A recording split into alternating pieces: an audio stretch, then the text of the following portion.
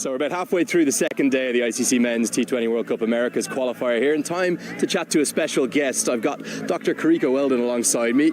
Doctor, firstly, great to see you. Tell us a little bit about your role here on the island. Yeah, so I'm doctor in biochemistry and genetics. I was known as being in charge of COVID for the island, so I was in charge of the COVID testing. So that's how most of the country knows me, and I've now started my own company, which is doing genetic research for the Caribbean. So that's my new role, so I'm the founder and CEO of Carry Genetics. Okay, and it's a very special day, isn't it? And I keep saying day, but it's actually the start of Breast Cancer Awareness Month. Tell us more about that. So October is Breast Cancer Awareness Month, and we were reached out to by BCB, and they wanted to do something for the month, being it's October for this event, and obviously our country colors are blue and pink, and so you saw them in all pink earlier, and so we wanted to partner with them as the health and wellness partner, and we wanted to make a big splash to the month. And so at Carry Genetics, we actually have a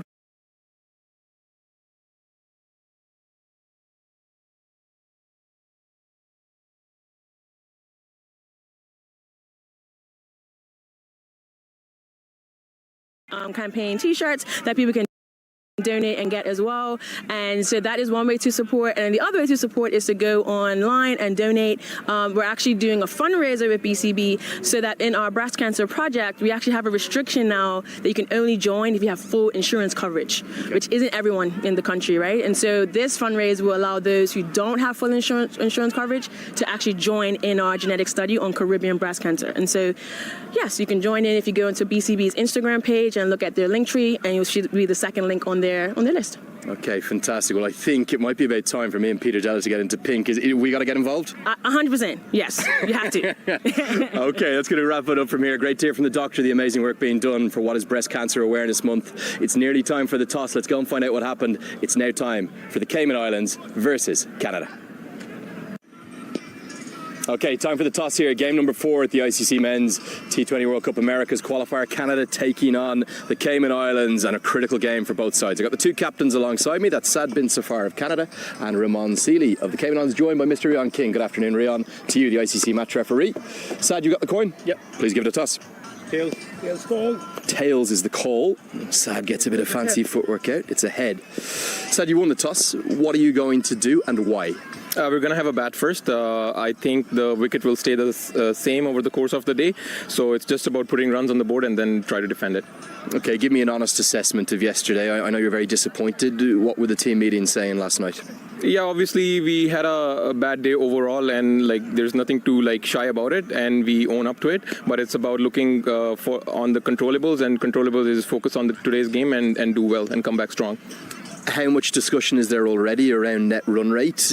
Are you thinking about that within the context of winning games, or is the focus solely on winning the matches? Definitely, first aim within the game is to win the game, and then during the course of the game, if the net rate comes into play and we have a chance of going for a higher net rate, we're going to do that. Okay, finally, any changes to your team today? One change, Hellinger comes in and Dilpreet goes out. Okay, mate, best of luck. Thank you. That's Saad bin Safar, winning the toss, choosing to bat first. Okay, Ramon, come in to me. What would you have done, mate? We would have had a field anyway, so it worked out for us. We just kind of wanted to exploit the conditions a bit. There's a little bit of moisture on there, so we're going to try to extract that a little bit.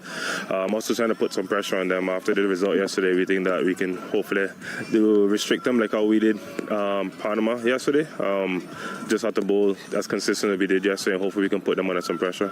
Yeah, really good start yesterday, opening with a win. It'll be a different challenge against Canada. How much do you know about them? Have you got your game plans in place? We have a few game plans in place. I don't know much about them because they seem to change a little bit more than we would like. But it is what it is. We just have to come here and execute our game plan. Cricket's a simple game. If you do the simple things right, 9 times out of 10 you can get a result. So that's all we have to do. Field, bat, bowl good. We see where we get at the end of the game. Okay, final question. You got some team news for me? Any changes at all? Yes, I do.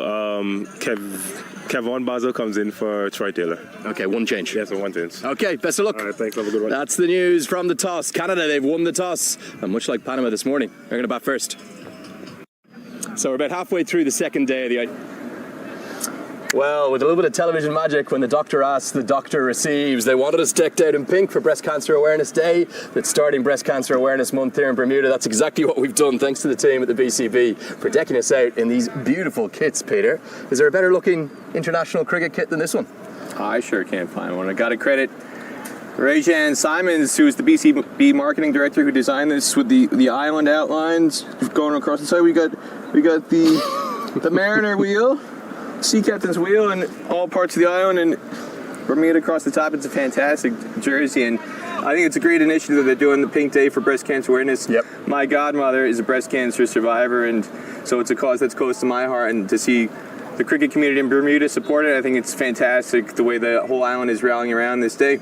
Remember, you can actually donate by going onto the BCB's Instagram page, following the links there, or if you're coming along to one of the games, you can buy your tickets on track and also give a donation to breast cancer awareness. But for those who are enjoying the banter between me and Peter in the commentary box, I'm actually in the XL, I'm in the bigger one, that's why it's got the map on the side. Peter, you're in the L. What's going on? They can't find you. They need to, you're taking up too much space a little bit. Like, Yeah. This is, we call it fat and fatter, large and Okay. extra large. Chub and chubbier, maybe. Okay, back to the cricket. That's what we're here to talk about. Big win for Bermuda. They made it 2 from 2. Are they now in a position where they're the tournament favourites? Well, they have to be after the dominance that they showed against Canada on day one, the 86-run victory, to come back out today and get another 2 points against Panama, who are a bit feistier than I think a lot of people expected, especially with the ball. But the moments that everybody's going to remember from today, Kamal Evrock with the superb catch running in from deep mid-wicket, and then following it up one ball later, Bongi going boom on the stumps with a direct hit run out. Yeah, 2 of the most incredible moments you'll see, particularly back-to-back. Probably quality that you would not be expecting at this level, befitting of the World Cup that these players are playing out for. The afternoon game, the one that you're seeing the players warm up for behind us, the Cayman Islands, they're going to take on Canada. Now, Canada, they've left themselves with it all to do after just one game. Can the Cayman Islands build on their win from yesterday, or will Canada outclass them? This is a great opportunity to catch Canada a bit shell-shocked right now. The way that they lost, it wasn't just the fact that they lost, it was the manner in which it happened, just left them completely floored. And they're vulnerable. So if you're Cayman Islands, you see blood in the water, this is a perfect chance to strike. Well, we're going to find out over the course of the next 90 minutes or so. Remember, you saw the result from the toss just a few moments ago. Again, it was a surprise for me. Canada, they've not chosen to bowl first. They've chosen to have a bat. The pressure's going to be on their batters. What total can they post? You'll find out with us now, live very shortly.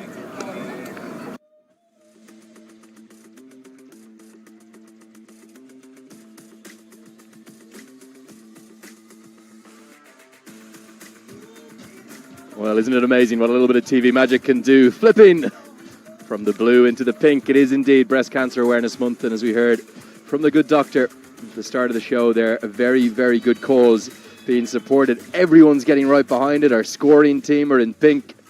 Almost all of the fans are in pink. Even the media have got the pink socks on. And credit to everyone for raising the awareness of what is a very important cause.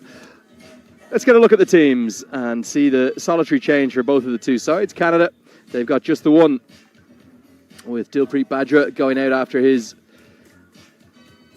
effort yesterday with his off breaks and his batting, and replaced by a bowler with Dylan Halinger, who is, I suppose, capable enough with the bat to maybe going to come in at number 7 or 8 in the order. And what about, can we get a look at the Cayman Islands side as well? Should hopefully come up in your screens just now. There it is, the Cayman Islands, just the one change too for them. Troy Taylor misses out. I thought he bowled with good pace and aggression yesterday, and Kevon Bazil comes into the attack. Keep your eyes on those two leg spinners. Alessandro Morris, 41 years young, and Alistair Iffel, very different leg break bowlers, but very talented too, and I was impressed with the way Romeo Duncan bowled. And after no wardrobe change, it's time to welcome back Peter Della Penna to the commentary box. Peter, I have to say, the hosting, the hospitality, and the quality of this kit and the gift we've received from the Bermuda Cricket Board being very, very well looked after. Yeah, this is fantastic stuff provided by Bermuda Cricket Board and supporting the Breast Cancer Awareness Day here at Somerset Bridge. And I had to say, Lenny, this kit is so good that I feel like a Bangladesh superstar might be envious that this one isn't going to make it out to that part of the world. Although maybe there's still time. Well, who knows, Peter? Obviously, if you don't know what he's referring to, often people don't. Peter talking about that lovely Argentina jersey that I gifted to the Bangladesh captain, Shakib Al Hassan, with that incredible setup. You can see everyone really in pink, aren't they? Mr. Rian King, the ICC match referee, the top left, all of the match officials, fittingly in pink too, and plenty of the fans. Look at the merchandise stand there in the background. Remember, if you do want to get your tickets for the games that are coming up, we'll move over to the National Stadium for the games on Tuesday and Wednesday.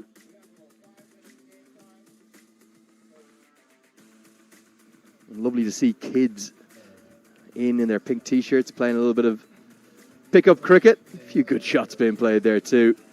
But yeah, if you do want to get those tickets, get onto the On Track website and you can buy those in advance and then also make a donation towards that Breast Cancer Awareness Month. And we are on game day 2, so it's the final day here at the Whitehill Field for now. And finally, that rain that we did get a passing shower just after the finish of that third game, this morning's contest. But it'll give us a chance to get a look at the points table, which we'll show you now.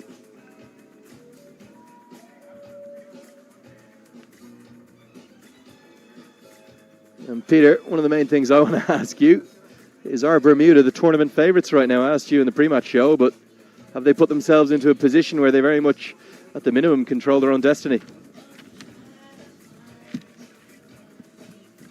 It's their World Cup berth to lose right now. Bermuda setting the pace. It's up to everybody else to catch up. And Canada a long way back. Canada, they're still in pit row, Lenny. They're getting their tires changed. They're getting the wheels realigned. Make sure the gear shift is working properly because they were stuck in first yesterday. They're going to need to accelerate in a big way the rest of the tournament to catch up to Bermuda. Yeah, it really will. And I think Bermuda going into that first rest day tomorrow, he's a little bit stum as to what their plans will be tomorrow. He said it will be an optional training session, Delray Rollins.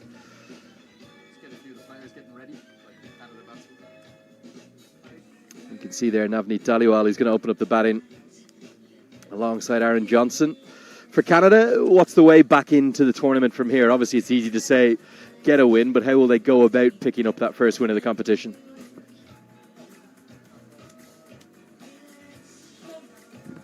Well, the recipe, from the looks of it, appears to be smash 200. They want to make a huge total here.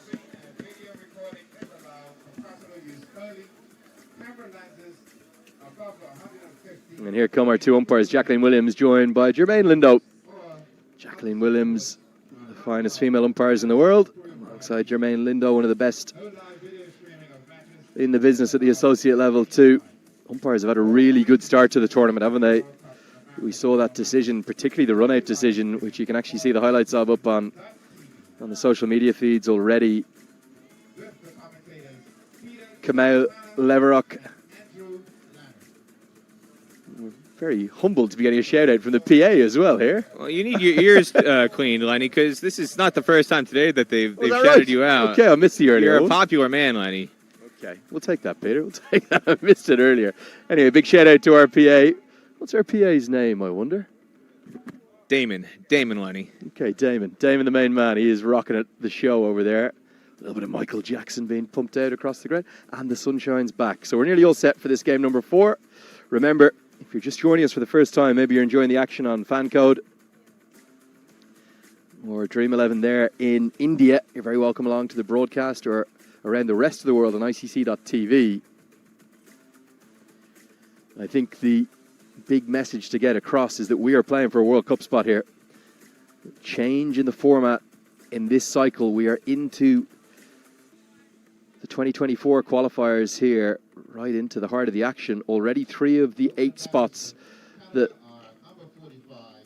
the qualifiers will take have been decided. Ireland and Scotland got through Edinburgh. Papua New Guinea won down in East Asia Pacific. And here in the Americas, for the first time in their history, they've got a dedicated slot at that T20 World Cup. Will it be Bermuda? Will it be Canada? Or will it be the Cayman Islands? Or could Panama bolt back from the blue? Nice to see the sunshine out. Right now it's Bermuda in pole position, but if the Cayman Islands could make it 2 from 2, could make things very interesting. going to be Big Conroy right to get things going. He starts right on the money as Aaron Johnson faces up. These two sides, the rivalry is one-way traffic. Historically, Canada has won all 4 meetings in 20-over cricket between these two sides, beginning in 2010, right here on this island. That match was played at the ground they call Lords on the island, the St. David's Cricket Club, one of the most beautiful cricket grounds anywhere in the world. You can see cruise ships passing by out in the background, and this one is cruising towards the boundary off the bat of Aaron Johnson. So Canada's scoring begins with a boundary for the right-handed opener.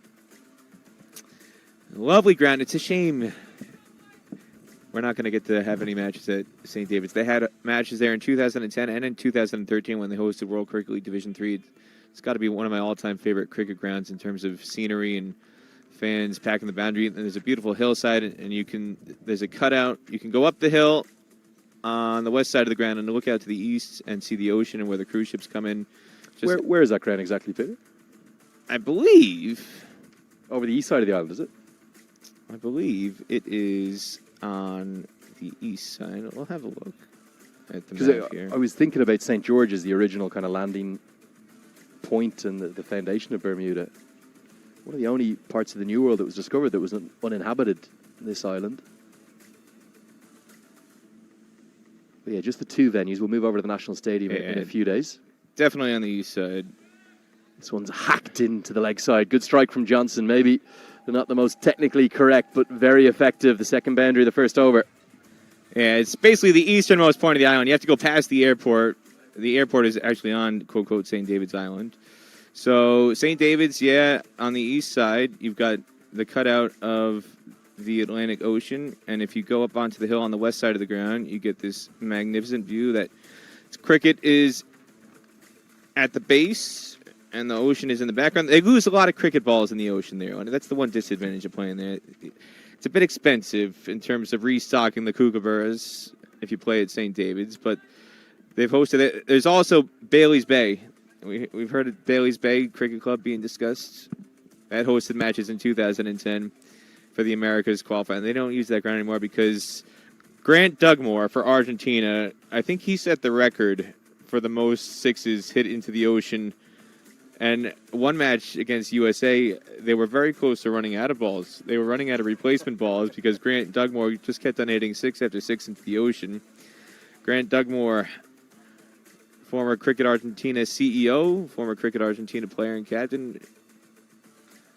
And when you're a CEO, Grant, you got to look after the budgets. Not very sympathetic to the ICC budgets was Grant on that tournament. As we get to the end of the first over, 9 for none after 1. There's just so many grounds. It's hard to pick a couple on this island. There's so many beautiful grounds. And Somerset Cricket Club, another one that's been used in the past, not being used for this tournament.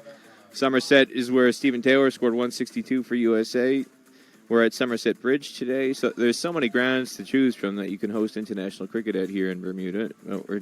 For this tournament, we're just at Somerset Bridge here at Whitehill Field and the National Stadium. We're going to be starting on Tuesday. It'd be interesting to see how that change in venues affects the gameplay. Our fixtures there will complete the first set of this double round-robin play.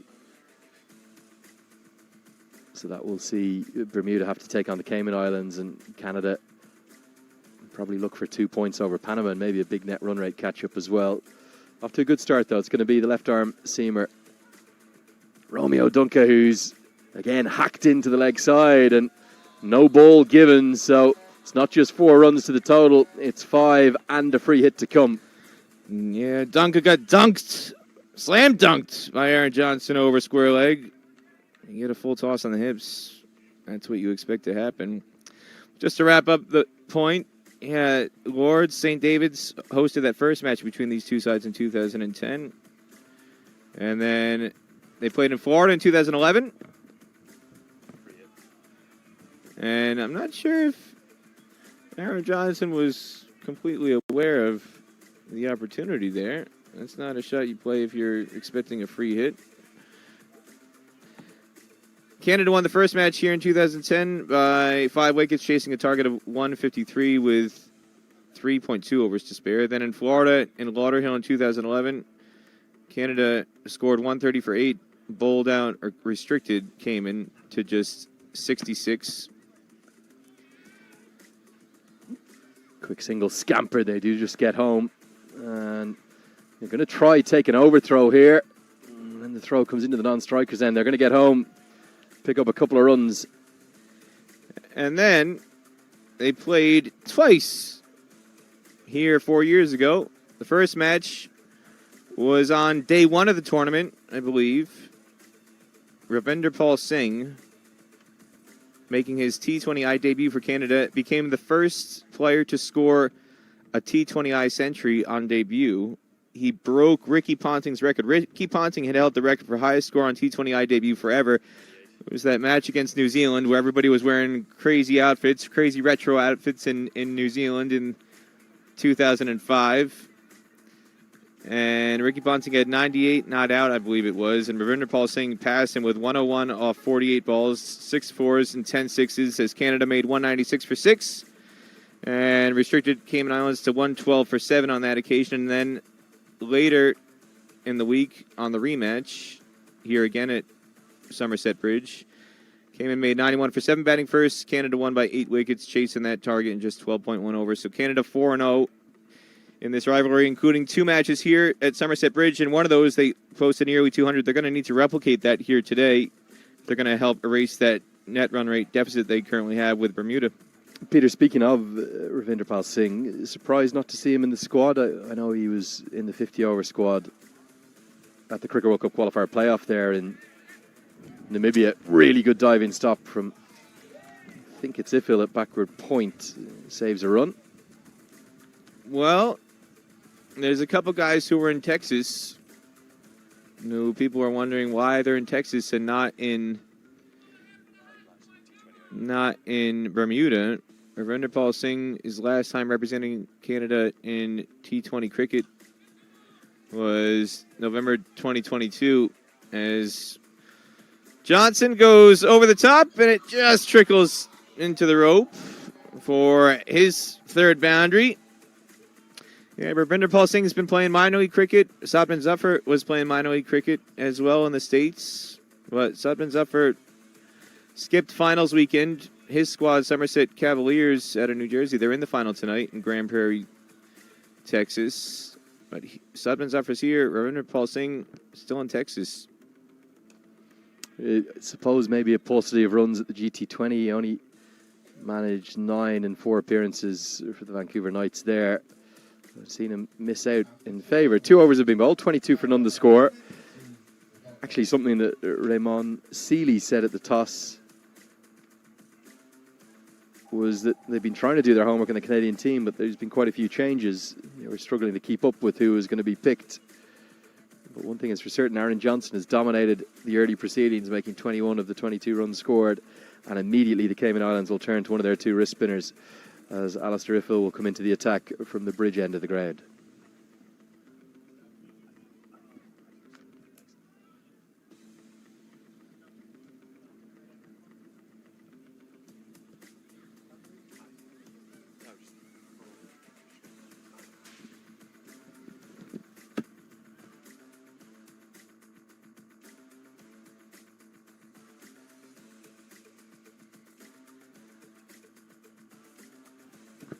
So Eiffel into the attack.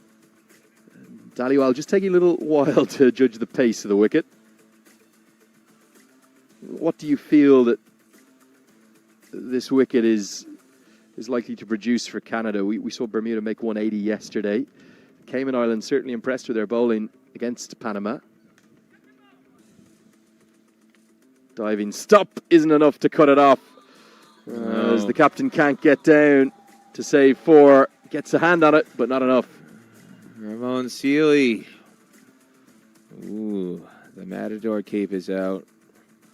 The Toro, the cricket ball Toro, was charging hard at Ramon Seeley. Ramon went away.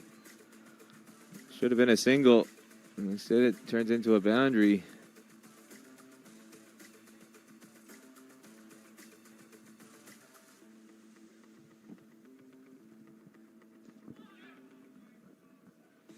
Quick single, scarpered through by Dalio.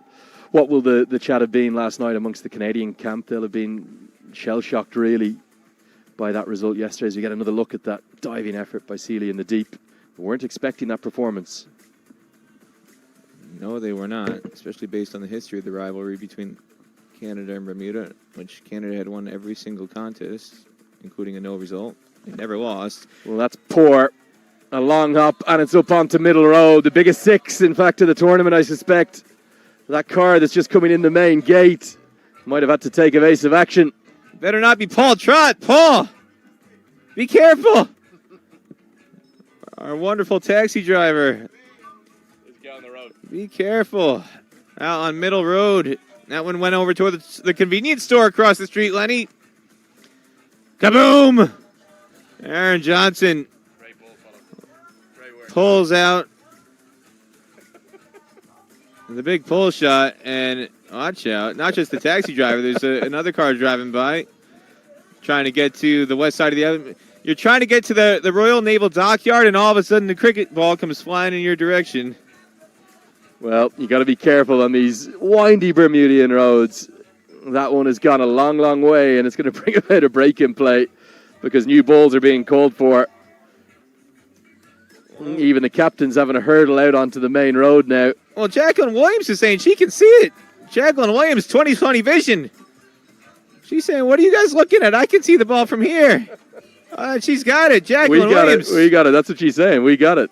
Worth every penny.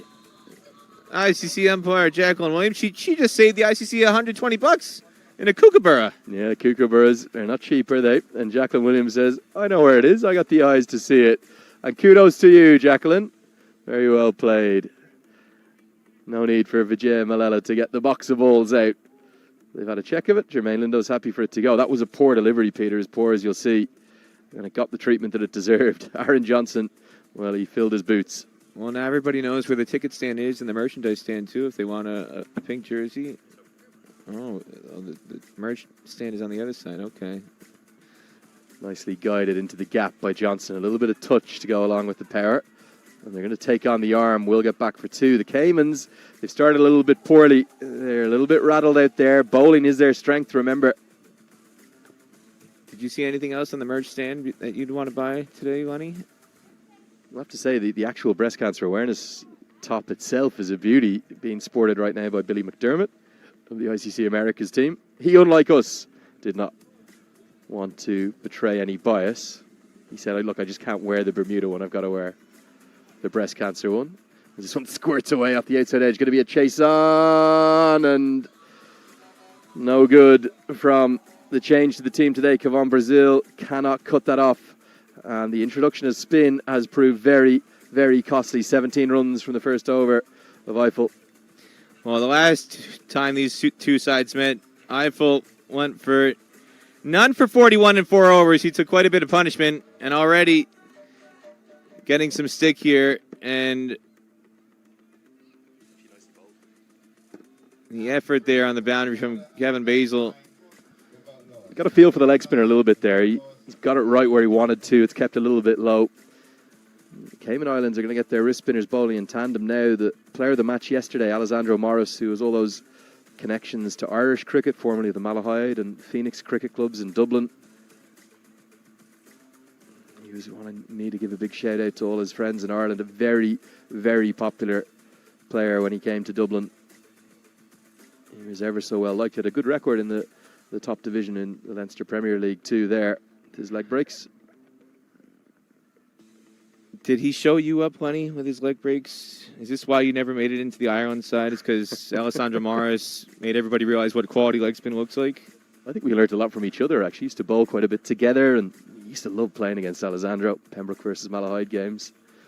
Fine bowler, but the thing I love about him, always plays with a smile on his face, whether he's winning or losing. Plays the game in the right spirit. And he's a seriously talented bowler. And he looks rejuvenated. He mentioned Imran Tahir yesterday in his post-match interview. What age is Imran Tahir, Peter? He can't be less than 43.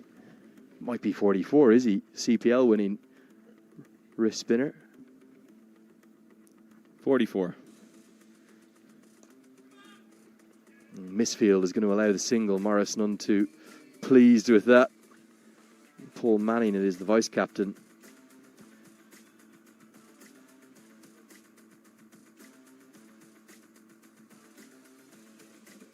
Canada certainly look pretty focused to right the wrongs from yesterday. Started infinitely better than they did against Bermuda.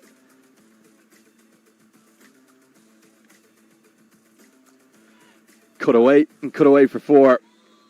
If that's outside the power play, that's probably a single, but it's a big risk bringing your spinners on this early.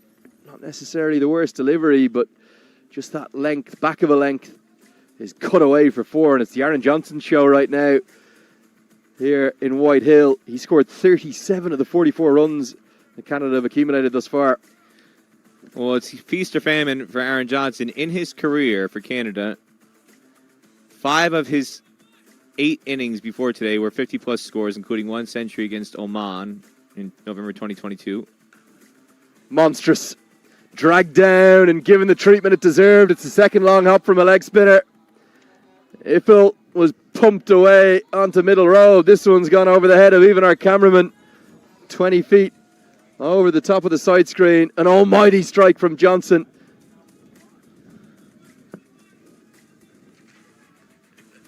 Stephen Douglas, umpiring legend here in Bermuda, formerly on the ICC panel. He's now a tournament liaison official, and he's saying, Aaron Johnson, you're making me exercise here. The search is on for another ball. They found it. There's a little bit of baseball in that, wasn't there? Maybe a bit of the Toronto Blue Jays influence. Round swing of the bat. And that's an even better stroke. It's going to come right towards us as Peter Della Penna. Oh, he's saved by the rope. The thick rope has meant he's not had to get the fielding in. And the last time we were at a T20 World Cup qualifier, Peter Della Penna in Edinburgh, he ended up on his backside. This time, the big, thick black rope saves him as Johnson gets another boundary. It's 54 for none. That ground was booby-trapped at Golden Acre, Lenny.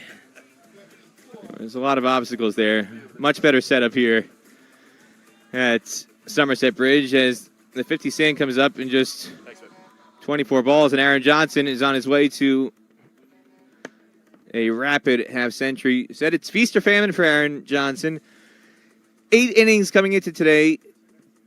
4 50s and a century. That century coming against Oman. 109 not out off 69 balls. His other scores, not 1 and 1. So if you don't get him early, Lenny, you might not get him at all.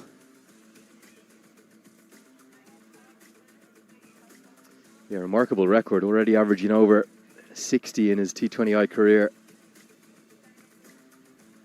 And it's back to pace, and that's been guided away behind square in the offside. Going to be 4 more. Everything all of a sudden is going Canada's way. The Cayman Islands have just started this game a little tardily. Almost with that sort of Sunday slumber that Bermuda started their match with. And Canada, well, they are red hot. It's matching the color on their jersey. Dalawal, the former captain. He is now trying to play catch-up. He's Canada's leading scorer in T20I cricket. Coming into today, 757 runs with 6 50s. At an average of 42.05.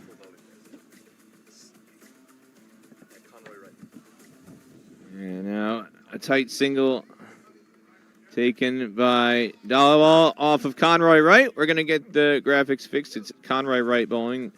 Definitely not Alistair Eiffel, as he bowls leg spin. It's a slightly different build and shape. And the jersey number 2.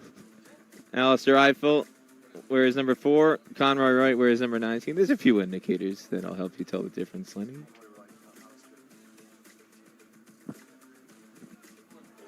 What a take! Right in front of forward point. It's the captain, Ramon Seeley. They needed a moment of magic. The Cayman Islands. And this is a spectacular grab. Johnson, he's not going to get to 50 this time. That wicket may go to Conroy Wright, but it belongs to the skipper. It belongs to Ramon Seeley.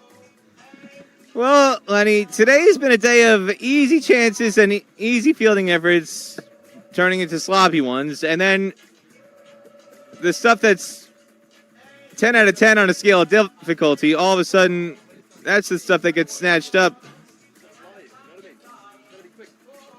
So Johnson goes for 47 off 19 balls. And Ramon Sealy, he saw maybe what Bongi Levrock did earlier in the day, and he said, I'm going to try and mash you stride for stride. Sensational catch at backward point.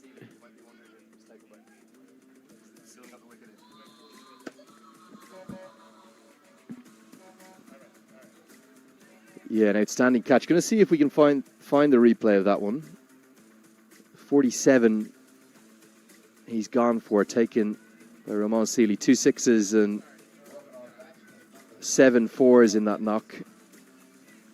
We'll come back to that replay probably after this delivery. Sensational diving, tumbling effort coming forward to his right. And it was that change in the field. Thuds into the pad, full, straight, gone. No hesitation from Jermaine Lindo, and how quickly a game can change.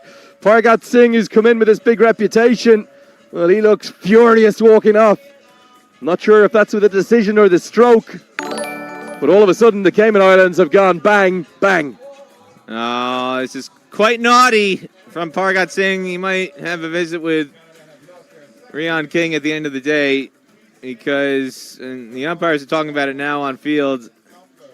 Jermaine Lindo and Jacqueline Williams are having a chat. Pargat Singh made his displeasure known quite obviously to Jermaine Lindo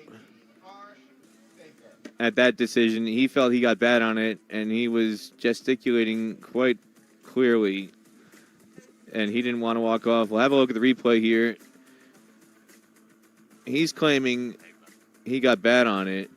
That one looked like it was going to take out leg stump. And we'll just continue on with the replay here. Maybe we can the next time. After the finger went up, he was quite demonstrative. Well, for me, that's out. The hat-trick ball has been kept out by Harsh Thacker. But for me, that was full, that was straight, and that was gone. I think it's a good decision. There's nothing wrong in my book about that. And he's pointed back to the umpire with the bat, and he's almost walked towards him. I think he's going to find himself in trouble. The minimum he'll be getting a talking to. You can always be devastated with being dismissed. You just cannot show that kind of dissent. End of the 5th over, it's a double wicket taking over from the big fast bowler, Conroy Wright, who continues to impress. He's got 2 for 14, the score 59 for 2.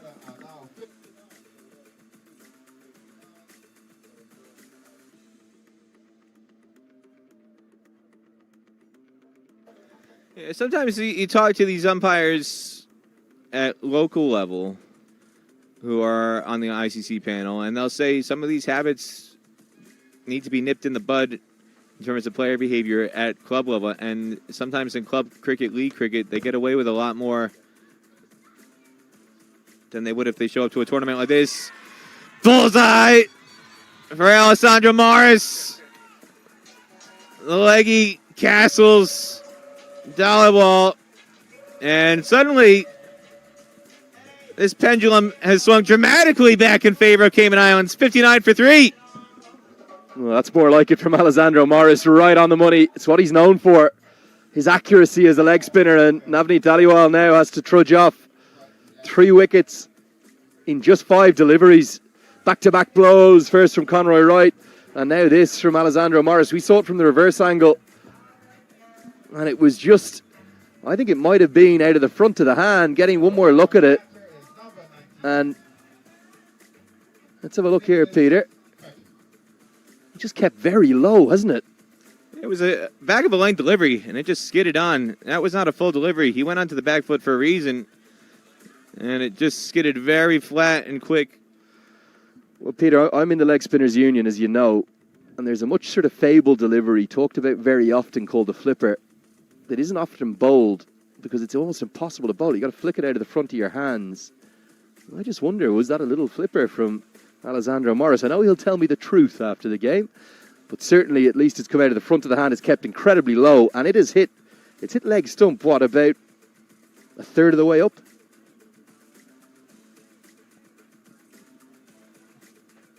Nicholas Curtin is the new batter in. And this tells you the state of affairs for Canada at the moment. He gets a thigh-high full toss. Could have gone for 6, and instead he just taps it nervously. And fortunately for him, Paul Manning misfields it to allow a single to get off the mark. A lot of talk about Shane Warne yesterday, and the late, great Shane Keith Warne, taken from us far too early. Number 23 in the back. That's obviously the reason Morris wears 23. But I think Warren would have said that was a flipper or a zooter or something different. He played the mind games better than anyone did. It certainly kept very low. It just skidded. It wasn't a conventional leg break, I don't think. And whatever variation it was from Morris, he'll take it. But the first real grubber, one that's rubbed so low along the ground. However, they've got it. The Cayman Islands have 3 wickets inside the power play. The only problem is Canada also have 60 runs.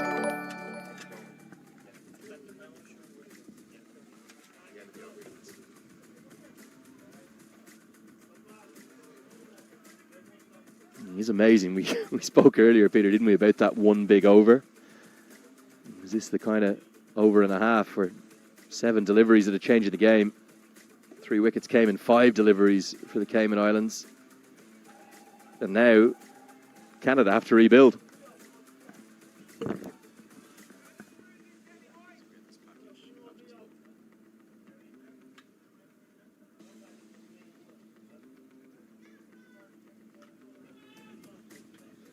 Curtin does get that down the ground for 1, which is rather theatrically fielded in the deep. End of the 6th over, end of the power play. 61 for 3, 62 for 3. Check that, the score. Peter, an exceptional period of play. Talk us through what's just happened through these 3 deliveries. Well, this was sensational. Backward point. Ramon Sealy knifing that one to his right. And it came at about knee height, and he just lunged to his right. And this was the 2nd wicket. Pargat Singh unhappy with the decision from Jermaine Lindo on a ball that looked like it was going to take out leg stump. It was hit in front of middle and off, and it was continuing on. And you can see him point his bat immediately at Jermaine Lindo. And that's a no-no. And this is a yes from the umpire, Jermaine Lindo. Yeah, I suppose the other thing about his reaction, he kind of walked towards the umpire, and was it the variation? I think that might have been out of the front of the hand. It's kept so low when it's skidded on. Come back live with you now. Just missed the 1 ball. What a brilliant package put together by the team. As the change in bowling, surely there would have been a temptation, particularly with the left-hander in Nicholas Curtin, to continue with Conroy Wright, but they've gone back to Alistair Eiffel. And I'm a bit surprised maybe about not having a slip in place here. Get the googly going to the left-hander. You can bring the slip into play. And Curtin a bit scratchy early in his innings. Taking time to get going. 3 off 6 balls. Canada was so aggressive with Aaron Johnson, but we saw with the exception of Trey Manders, getting in on this wicket can be a little bit difficult today. And Aaron Johnson as well, unless you got somebody who's blasting it. And that one, very hard hands from Harsh Thakur. The return catch might be in play before too long. It's been up and down at times this wicket. Not easy for a lot of guys to score.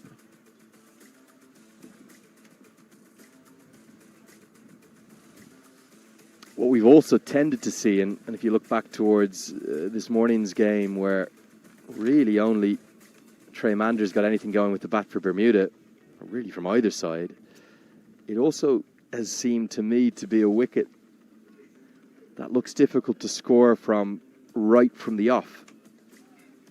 Those who've had success in it have tended to get in. You think about Kamau Leverock on day 1, Delray Rawlins started quite slowly on day 1 too.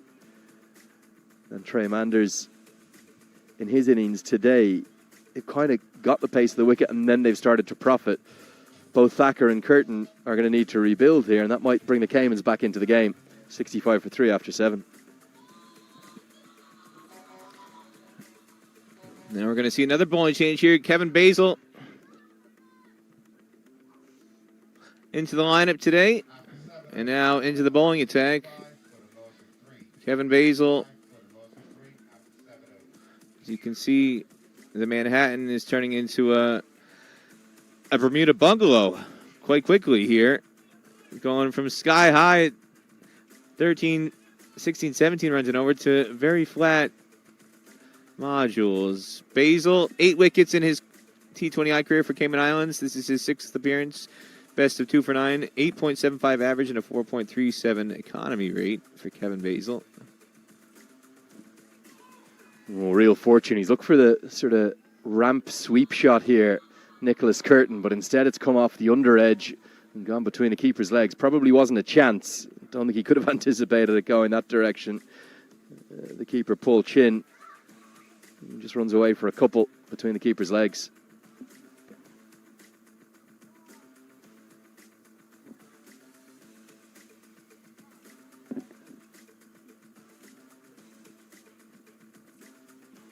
Beats the outside edge.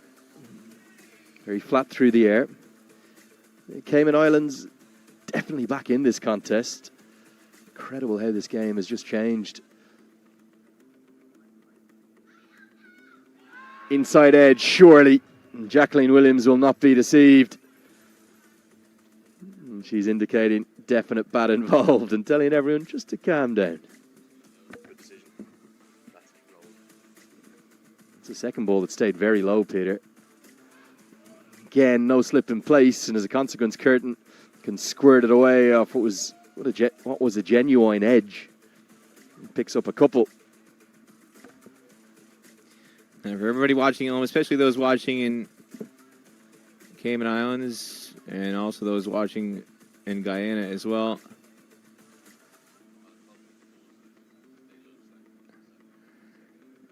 Kevon, the twin brother of Kevin, is 2 Basils, both 41 years of age. Kevin, Kevin, is back home. Kevon is with the ball in hand right now. Getting a sharp bounce on that one. Well, look at that, Peter. One back of a length has come through towards the keeper's chest. You'll see it here, really sharp bounce. And sharp turn too on the previous one. Kept really low. So Curtin is feeling like it's a bit of a minefield. He wants 2 here. He's been sent back. Wasn't picked up cleanly. If it was, it might have been a run-out chance. A little bit of the tortoise in the hair there. Curtin quick as anything. Thacker, no interest in the second. So Curtin will keep the strike. 5 runs from that over. It's 70 for 3.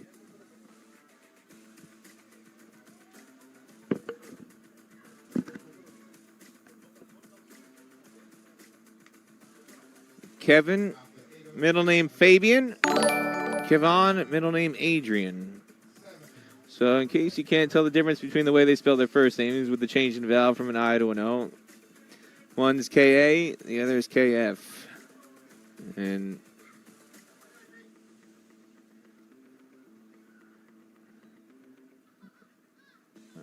we're going to have to ask maybe later which one's older.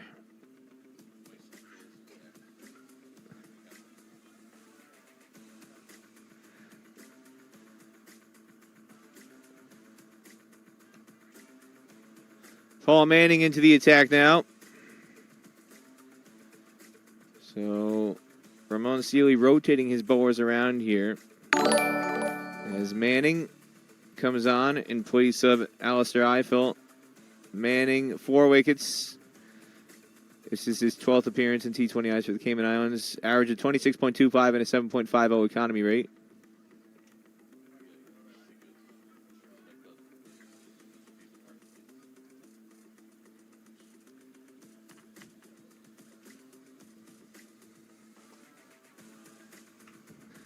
And Sealy's out on the cover boundary to clean that up.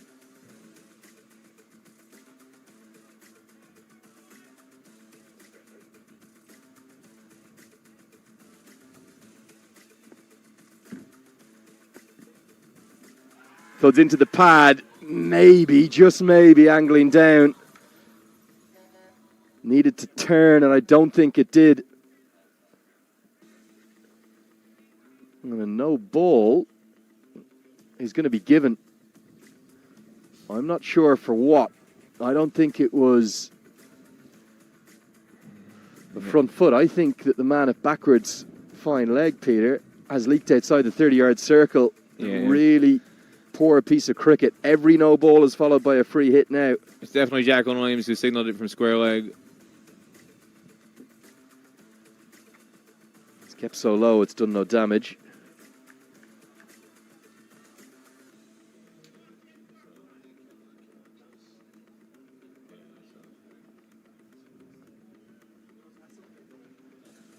Yeah, that was the man just outside the 30-yard circle. Got to be inside the 30-yard circle at the point of release. So Jacqueline Williams, she's eagle-eyed in terms of finding balls and eagle-eyed in terms of making sure that the laws are implemented correctly. Brilliant umpiring yet again.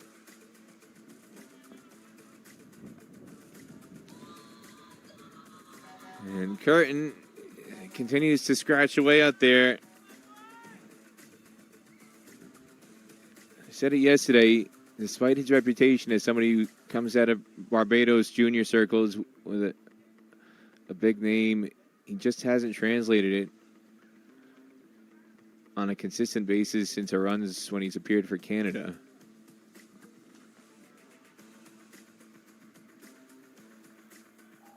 End of the 9th over, 75 for 3. Would it be fair to say Curtin's natural game probably more suited to first class and 50 over cricket?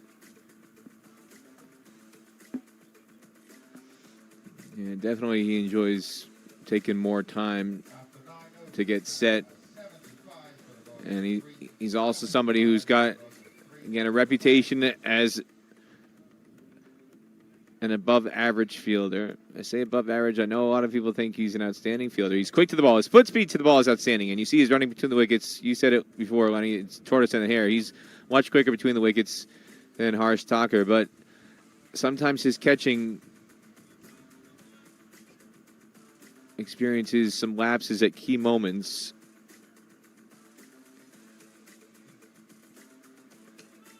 And really, he was the one in that famous match against the UAE in the last day of the group stage at the qualifier in 2019. He just had one of the most,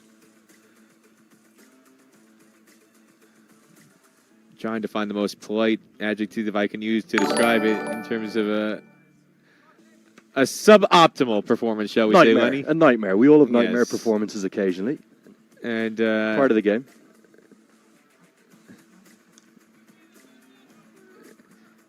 He's had to work hard to overcome that performance because that kind of stained his reputation, if you will. That was early in his Canada career, and that's what people remember him for better or worse.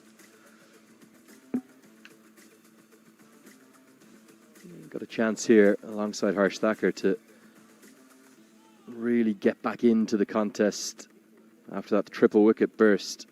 The run rate is slowing appreciably. The boundaries have dried up, but it looks like they're just in this rebuilding phase for what, maybe the next 4 or 5 overs. Do they bat like this till over 15 and then look to start to clear the ropes in the last 5?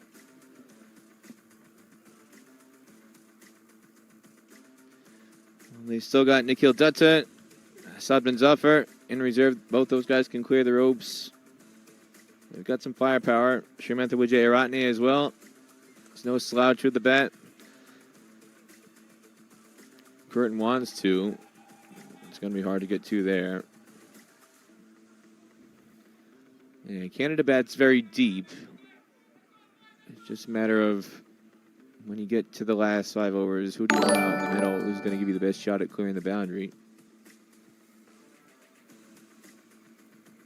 Arguably, you could make a case, Dylan Haligert. He's somebody who can clear the boundary. Would you put him ahead of Sadman Zafar with a couple overs to go, if it comes to that? Pumped straight down the ground. Alessandro Morris gives up the chase. Basil wasn't able to get his right hand out towards it, and Thacker's going to get 4 down the ground.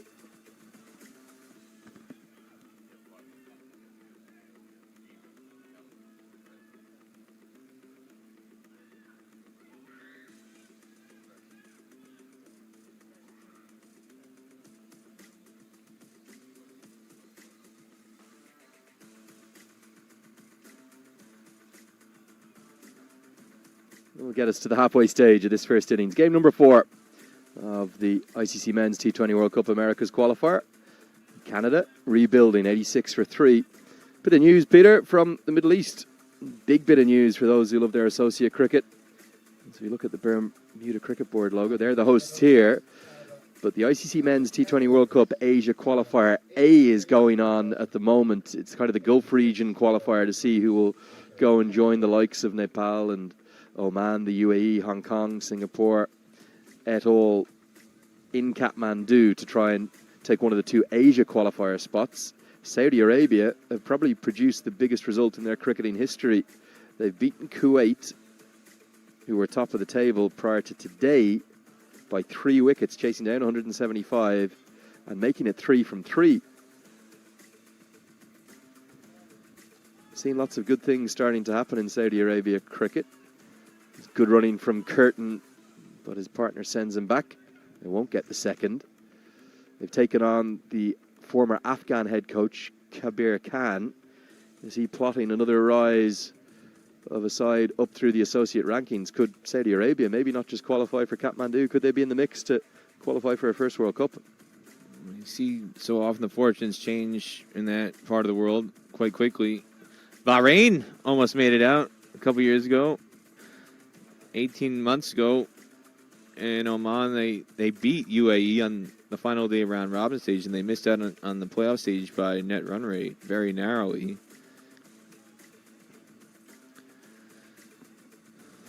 Qatar's climbing up the rankings. You've got, like I said, Kuwait, Saudi Arabia. Asia's chock full of talent.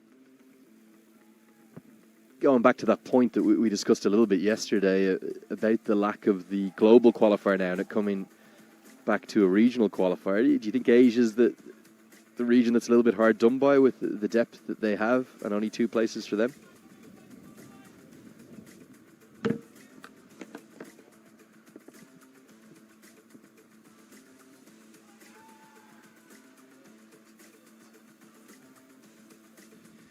Yeah, they're definitely a region where if you're one of the sides, whether at under 19 level or at senior level, you feel like you get the short end of the stick. How many times has Nepal missed out on an under 19 World Cup? And yet Nepal is a team that has won the plate competition. UAE won the plate competition a couple years ago, and they're not going to go back to the under 19 World Cup. Hong Kong has been there in the past. Afghanistan, obviously, when they were still considered an associate, they were all fighting for the same berth. You get an awful lot of turnover, both at senior level and at under 19 level, and that just shows the depth of that entire region. Gets us to the end of the 11th over. Score now 90 for 3. And then on the women's side, you got Thailand in the mix as well to contend with. So just extraordinary depth showcased. And if you were to look at that Asia qualifier that'll come up, I think it's been held across 2 venues there in Kathmandu, the TU International Cricket Ground and the Mulpani Cricket Stadium. The 6 that were already there before the sub-regional qualifiers were Bahrain, Hong Kong, Nepal as the hosts, Oman, Singapore, and the UAE. They've been joined by Malaysia from Qualifier B, which is kind of the East Asia region qualifier. Now, the Gulf region qualifier is ongoing. It'll either be Saudi Arabia or Kuwait, it looks like it, halfway through those games. Which of those 8 teams, or 9 if you include Kuwait and Saudi Arabia, would you fancy to take one of those 2 spots as Duncan comes back into the attack? It's difficult to call.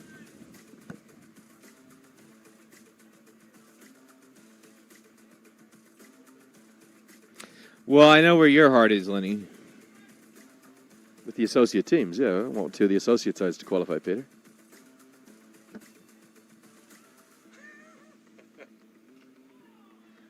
And for those who are watching this broadcast in Bermuda and elsewhere, we're not aware of the legend of A. Leonard on Instagram in the Nepal community, the Nepalese fans going wild. And Lenny makes sure nowadays to start all of his messages and end all of his messages with Dhanyavad. Give his love to the Nepalese community. Lenny would be crestfallen. Lenny would be beyond heartbroken if Nepal did not reach the World Cup. Peter, we always commentate without bias. It's our job. Wherever we are, obviously it is my second home. I spent a lot of time there in Kathmandu. I'm looking forward to getting back as well. I seem to recall Hyperbole at his finest when Nepal wins and Hyperbole is on the call. Each of those Nepal wins is the greatest victory in the history of ODI cricket, or the greatest victory in the history of T20 cricket, or the greatest century in the history of... Kushal Malla just scored the greatest century in T20I cricket off 34 balls. Poor old Lenny wasn't in China to be able to call it. You must be devastated having to be here in Bermuda right now, missing out on Kushal Malla and Dipendra Singh Irie. Down the leg side this time will be given as a wide by umpire Jacqueline Williams. One of our other jobs, Peter, not just to... You're just going to speed past that on your scooter, your Bermudian scooter. You just zoom, went right past that. I was actually going to answer the question you were, or the hammering you were giving me.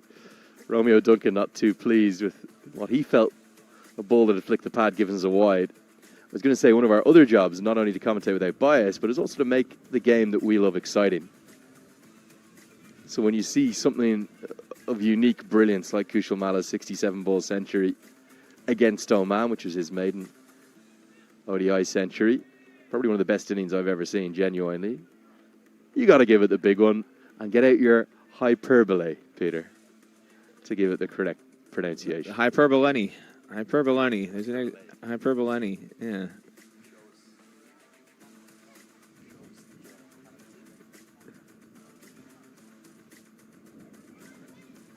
Pretty sure it's hyperbole. My mother's a bit of a stickler for grammar and pronunciation. She always told me it's hyperbole, so I'm gonna stick with my Greek mum. End of the 12th over. Score is 92 for 3 now. I'm just going to have a quick drink run on, and maybe a bit of treatment too. I think the physio's coming out. I'm not sure what this is for. Maybe Nicholas Curtin has just done himself some kind of a nuisance. We might take it off that camera shot and give Nicholas Curtin some privacy. Here we go. What about that? Lovely to see this. The Panama team, they're enjoying their time here in Bermuda, and they're enjoying the action. Great hospitality around the island. Great lunch today. Roy's taking care of us 2 days in a row, Lenny. Are you a chicken or a fish guy? This is not an airplane question, by the way. Leslie Nielsen is not on site. Chicken or fish? Well, I got to say, here I'm both. I do like both, but the barbecue chicken we were treated to today, it was quite literally different gravy, man. It was some quality barbecue with the rice. And did you have the coleslaw, Lenny? I'm not a coleslaw guy personally. Yeah, I went the coleslaw, and I also went not just the fish, but that sauce they have with the fish. Well, if you haven't been to Bermuda yet, I would recommend sticking it onto that bucket list and finding a way to get here. Amazing golf, stunning pink sand beaches, and the hospitality and the people, which are really what make any place you come to top of the list. You just got to beware that the plane tickets are cheap. You go online, the plane ticket's $250, $300 for a plane ticket from New York, Canada, and you think to yourself, oh, can't pass that up. This is easy flight, $300 tops. Get into Bermuda. Once you get to Bermuda, the moment you set foot in a taxi, the meter turns on, automatic $40. The meter goes from $1 to $40 the second you pull Peter, out. Hold on, but you've just been giving out to me about hyperbole. I think that's a gigantic exaggeration. I tell you what. what. Started on $5 this morning. We've got an amazing driver, Paul Trott. Paul Trott, I love him. He does a great job for us. We're going to make him very wealthy this week, Lenny. He deserves every penny he's getting from us. An absolute gentleman. Alessandro Morris back into the attack, and he so nearly has the fourth wicket. Harsh Thacker had no control over that shot whatsoever, but purely by fortune and nothing else, it managed to squeeze between the two men behind point on the offside. And instead of it being wicket number 4, it runs away for 4.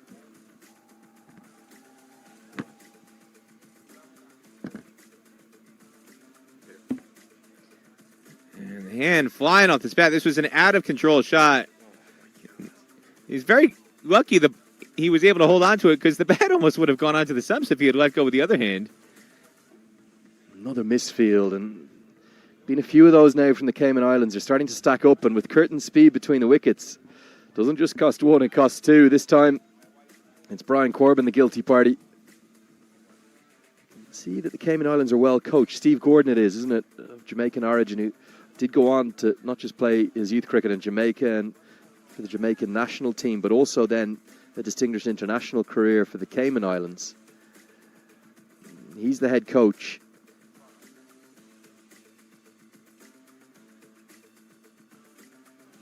And this one is smoked away towards a long off-fielder and to his left. Again, this fielding maybe just letting the Caymans down a bit. That's what Alessandro Morris feels. He thought this was a chance, but instead it sticks to the total.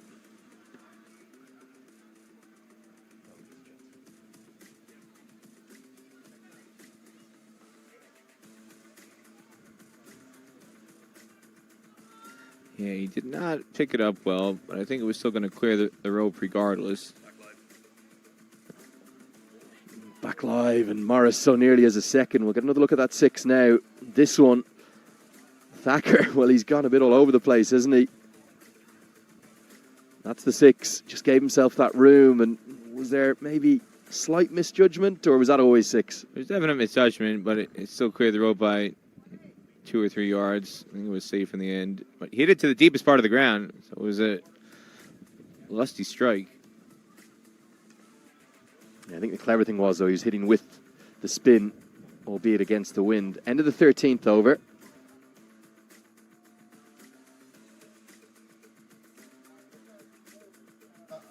And with 13 overs now bowled, it's 105 for 3. You can see the keeper there, Paul Chin, who didn't have much to do yesterday, Peter.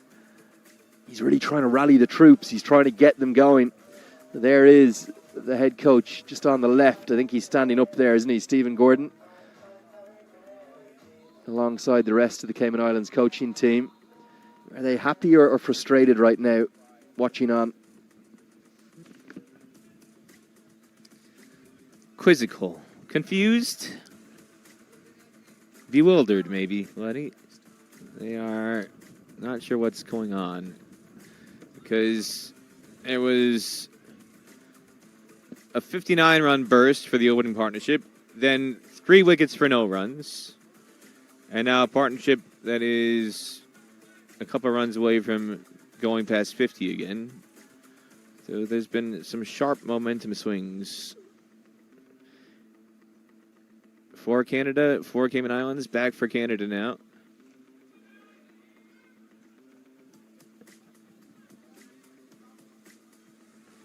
And more errors in the field. This time it's going to be an overthrow. And right now there's a few cross words between the Cayman Islands players in the field. Definitely cost them, what, 10, 15, maybe 20 runs already.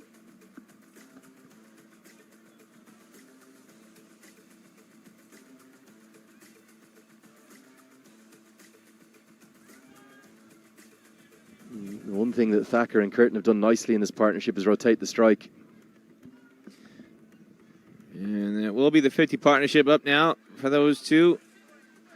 Harsh Thacker dominating the stand. He scored 31 out of the 50 runs. This one's coming down towards us, but one of the timing from Nicholas Curtin will again be a couple. He hasn't really hit the ball very well, but he's done his job in many ways. Yeah, he continues to scratch around out there. Very rare that we've actually seen him middle one.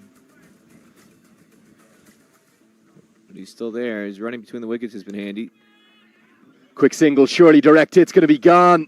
But instead they're thinking of a second. Curtin wants it, and he's going to try take it on. Well, that sums it all up from the Cayman Islands. What should have been almost a certain cast iron run out somehow ends up with 2 runs to the total. It was run out at both ends, actually. First at the non-strikers end, and then he called for a second run that really should not have happened either. And he's lucky he didn't get run out on the relay back to the keeper. because that would have been also out. And now he's struggling here to get his breath. Rush throw from Paul Manning. Off balance, trying to just flick that on. And then on the overthrow, the continuation, Curtin nearly ran himself out, coming back for the second. Harsh Tucker was looking at him like, what on earth are you doing? Well, again, this time Manning just balloons it over the keeper. Cayman's fielding, well, it's being pushed to the brink right now. What's almost more unforgivable for me, Peter, is the lack of backing up. You had 2 men in the deep right on the rope. As soon as that ball's hit into the offside, those guys on the leg side have to know that they could need to back up because there's nobody in the circle on the leg side apart from short fine leg. Gets us to the end of the 14th over. Curtin, he's run his heart out. He's a little bit war wounded as well. It's 114 for 3.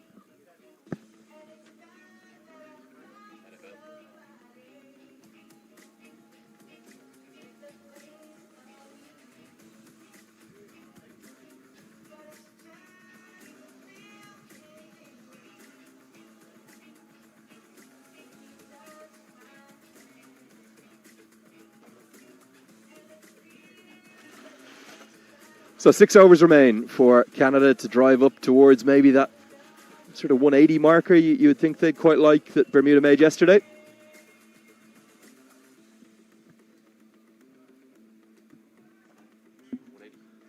Certainly looking for that before the start of play. And with Aaron Johnson at the crease in the first 4 overs, you would have thought 200 was nailed on. Since he's departed, it's only really been Harsh Tucker who's shown any aggression. Curtin has been picking up his runs, just trying to scamper quickly between the wickets. No boundaries yet for Nicholas Curtin, which won't surprise too many of you with a strike rate under 100 at the moment. Conroy Wright, who picked up those 2 wickets and 2 balls, we were both surprised to see him taken off. The Cayman Islands miss a trick there, taking off their big fast bowler just as he'd hammered that double blow. Just allowed Curtin and Thacker to settle into their innings. Yeah, sometimes you get into situations where you overthink changes. And you've got a preset plan and you want to stick to it. And rotate your bowlers.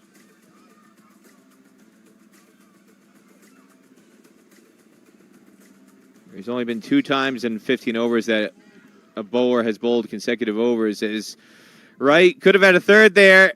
That one was shoveled straight back to him at thigh height, and it just slips through his fingertips. Maybe he had a little bit too much of that Roy's, the barbecue sauce. He didn't clean off his fingers properly with the napkins there, Lenny. Well, that was a definite chance. Not easy. Never is as a tall fast bowler in your follow through. You just the shortest of split seconds to react.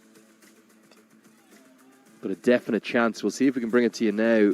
The replay of it as Curtin pumps one down the ground for the single. And that's actually the run-out chance from the previous over. Try and come back and look at the caught and bowl chance, maybe after this delivery. Also, the other surprise for me was the change they made today. The Cayman Islands, no Troy Taylor, who renowned for being able to get the speed gun up in a big way. Big, tall, fast bowler. Short, pulled away, should be a chance, and doesn't go for it. We thought that was going to carry out towards Romeo Dunca, the left-handed man who didn't run around it. Let's take a look at this caught and bowl chance first.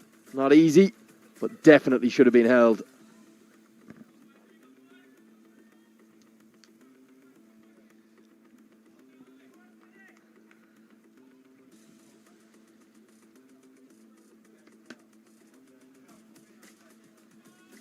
And now a single taken out to Dunca.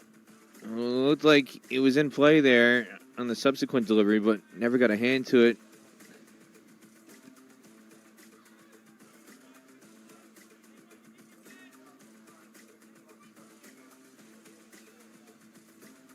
One of my favorite sledges I've heard from the stands came during Major League Cricket this year when I was in Grand Prairie. These two guys who were at a match for the first time. It's the single ends the over. 6 singles, 120 for 3 after 15. These two guys who are coming to a cricket match for the first time. They're used to watching baseball, former baseball players, and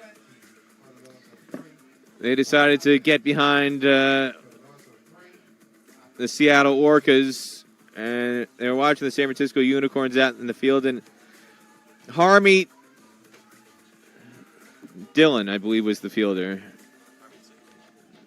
Dylan. No, definitely not Harmeet Singh. Dylan was the fielder for the Unicorns and put down a chance, and these two guys, these baseball guys said, "Hey, Dylan, lay off the chicken wings.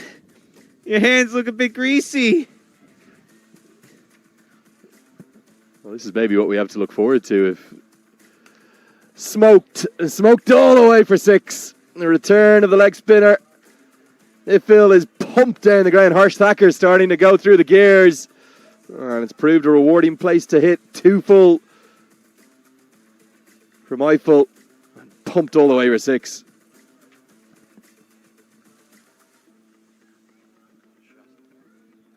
This was very sweetly hit. And it kept going and going and going. Over the scaffolding, over the tents, down the ground. Going back towards Hamilton.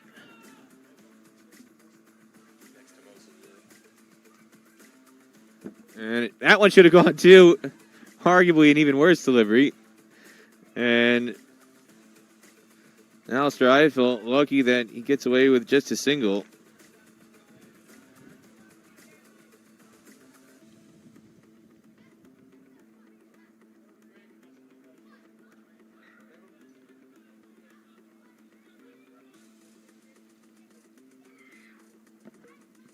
Now, Nicholas Curtin tries to get into the act, and get into the act he does. Heads up as the shout nearly all the way into the lavatories. Thuds into the wall, a big hit from Curtin. And Eiffel's day, well, it's going from bad to worse. First boundary of any kind today for Curtin. And first use of the fanciest vocabulary you ever hear out of the mouth of Andrew Leonard. Lavatory, whoa! And this one not nearly as fancy. Straight up in the air, and it should be a simple catch. So Curtin 6 and out. Tried to repeat the shot, and instead he falls for 31. It's 133 for 4.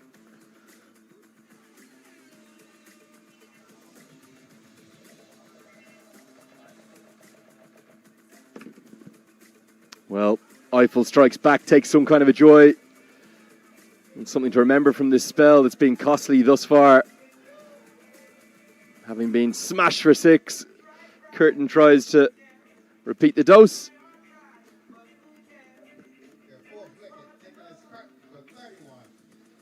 But all he can do is spoon it right up in the air. The keeper, Paul Chin, the one to take the catch.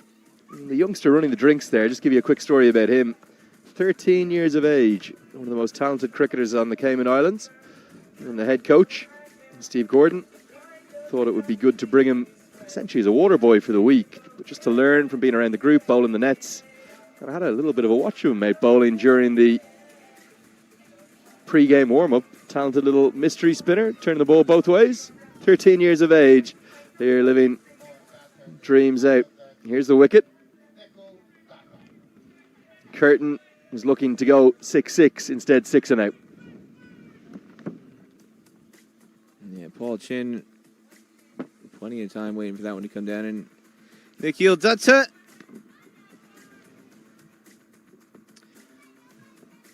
walks out to the middle now. Again, somebody who's been involved in the Canada setup for a very long time, starting at under 15 level.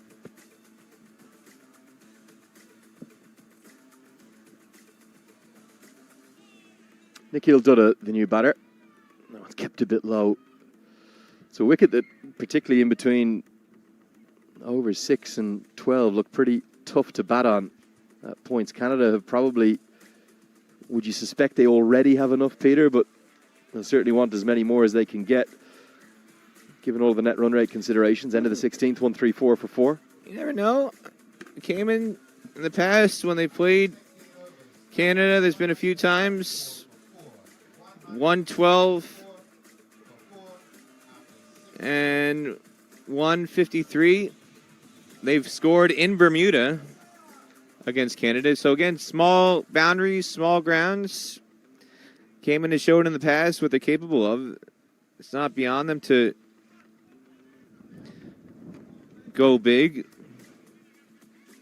Conroy Wright scored some runs against Canada. Ramon Seeley's got the firepower.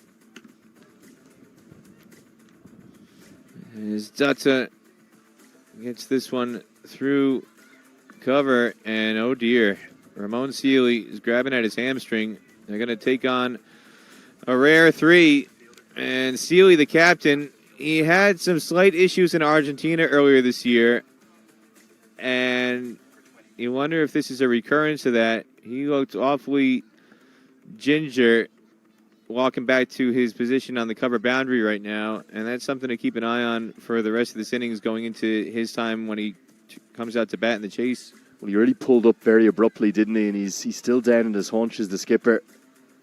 I just wonder if this is into the sky, long off. Can only watch it go over his shoulders. I think Alessandro Morris thought he was in the game here again. But such is the quality of the ball striking from Harsh Thacker. He gets enough of it to get it all the way for 6.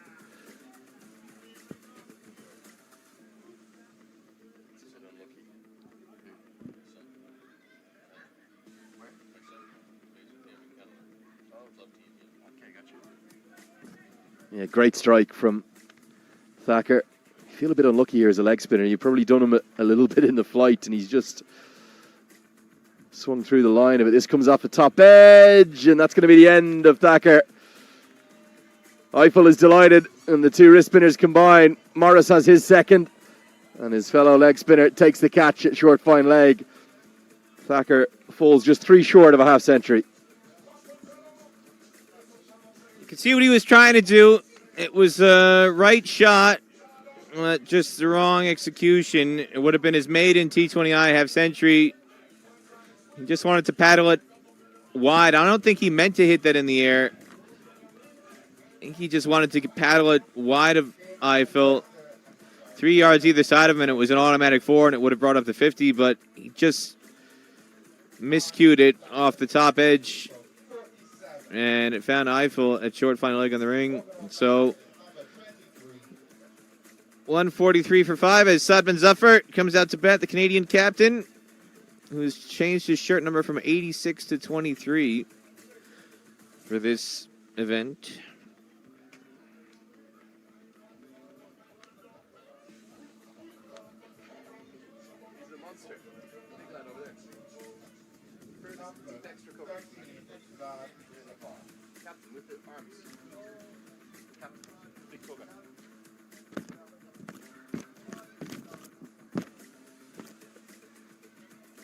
Yeah, the left-handed Saad bin Safar will come into the crease, trying to guide his country up. Still think they want to look at that 180 marker if they can. Good effort to get there, though.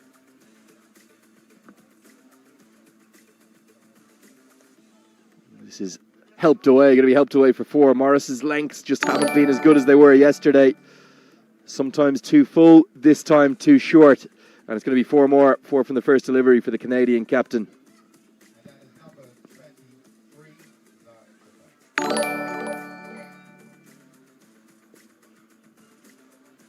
Saad can score some runs.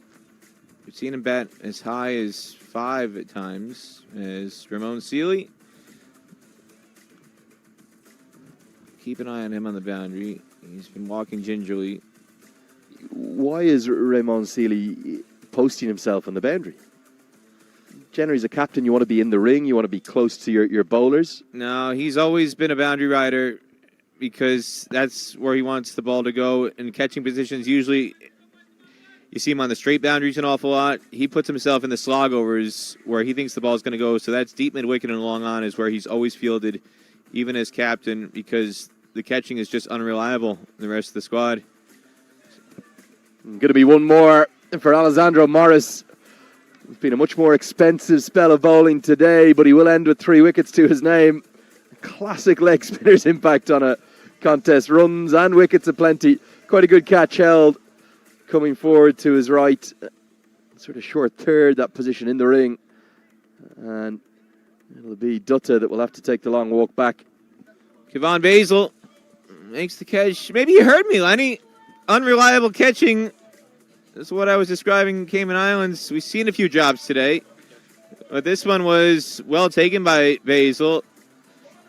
Lunging forward at backward point. And Dutta has to walk off for just 4. So 148 for 6 Canada. When you consider the start they had, blazing away, 59 for none in the 5th over. And now 6 wickets down with 18 balls remaining in the innings. Cayman Islands has done exceptionally well to claw back here.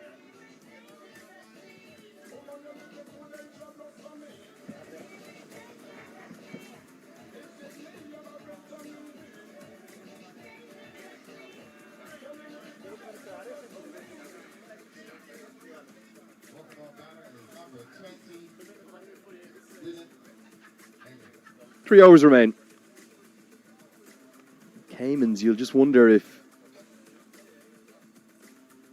they can close out a good tight final 3 overs, restrict Canada to maybe 165, 170. Could that keep them in the contest? They probably need something special from their captain with the bat.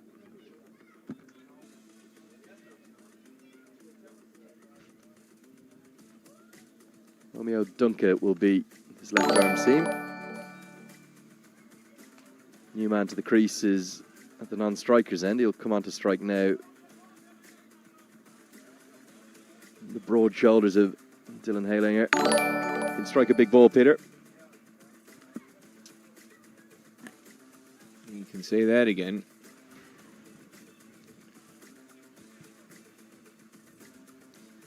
It's actually Dylan Halinger who struck one of the biggest blows of the tournament against Cameron Gannon when USA played Canada here at Somerset Bridge back in 2019. Picked the slower ball and sent it onto middle road.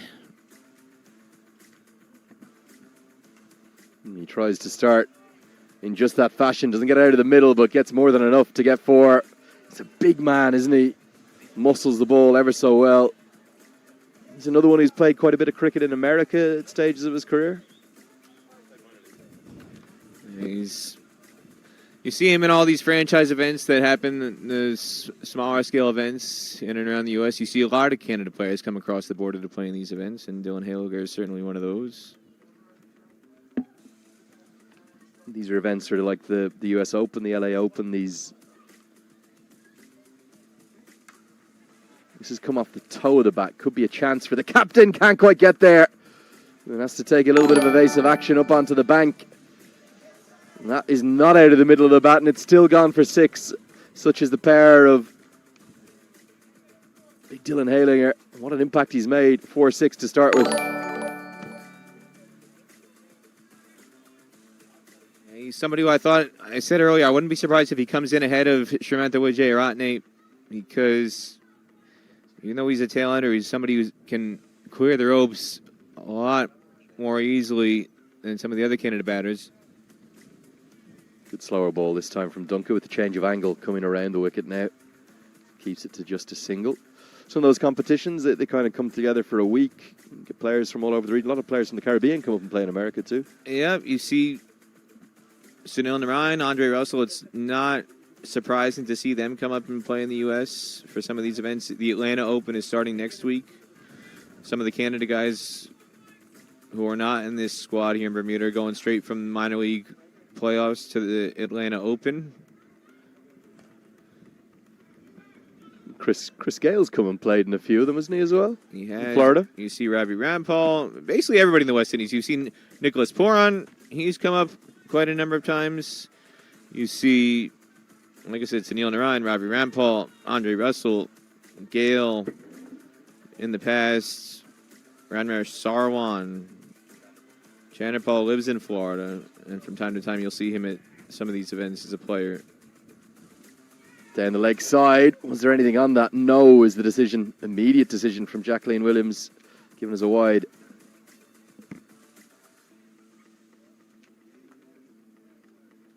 Ashley Nurse is another you'll see an awful lot of. Hayden Walsh Jr., who's obviously a dual national, but primarily with the West Indies the last couple years.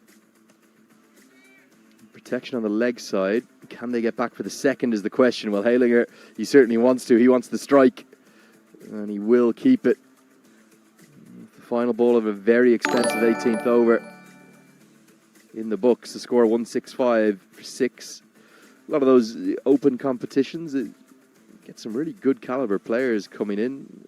Well, what are the main ones? The Atlanta Open, the LA Open, US Open? You get the Unity Cup, the Houston Open. There's more than a few. You get some Irishmen out there, too. Garrett Delaney, Harry Tector. It's not unusual to see them. You get Scotsmen as well. We've seen Cal McLeod and Safian Sharif and Kyle Kutzer come out to these events as well. Matthew Cross. The Bermudians, Kamal Levrock. Delbert Rollins. The Bermudians and the Scots, they team up quite frequently. You see Delbert Rollins and Kamal Levrock play in the same team quite regularly with Kyle Kutzer and Cal McLeod and some of those guys. I'm not sure how they bonded, but they have some way, somehow. Yeah, a little bit of the Atlantic vibes, maybe. That Atlantic Ocean obviously travels all the way over to Ireland and Scotland from Bermuda. It might have been, quite simply, that match in 2019 that I talked about in the qualifier. Again, you're putting on a showcase for yourself if you're Kamal Levrock. You play the ramps for 6 and the reverses and all sorts of other crazy shots. Kyle Kutzer, the opposing captain, will see that and he'll say, hey, if I'm coming over to the U.S. to play in some of these events, I'm looking for somebody that's a quick flight away. I think I'd like to have Bongi in my team. Let me quickly ask you about those jerseys, Peter. I know you've been talking up the Bermuda jersey, rightly so, the one that we've been gifted here with the map of the island on the front. Canada's got a nice red number, but the Cayman Islands, I think they got the outline of their 3 main islands too on their shirts, maybe at the bottom. Oh yeah, they always have quality jerseys. Big fan. This one's helped into the leg side, and good stop in the deep by the captain, who again just watching his lower body carefully. 3 main islands, isn't it, that the Caymans are made up of? I know Grand Cayman for sure. What are the other 2?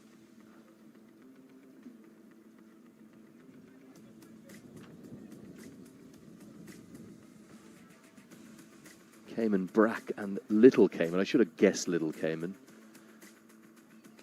That one's right into the block hole. They're going to think of 2 here. Can Halinger get back? Going to take on the throw, another fumble. Cayman Islands fielding has been very much subpar. Patrick Heron that time. Yeah, they've been decent in the air, sloppy on the ground.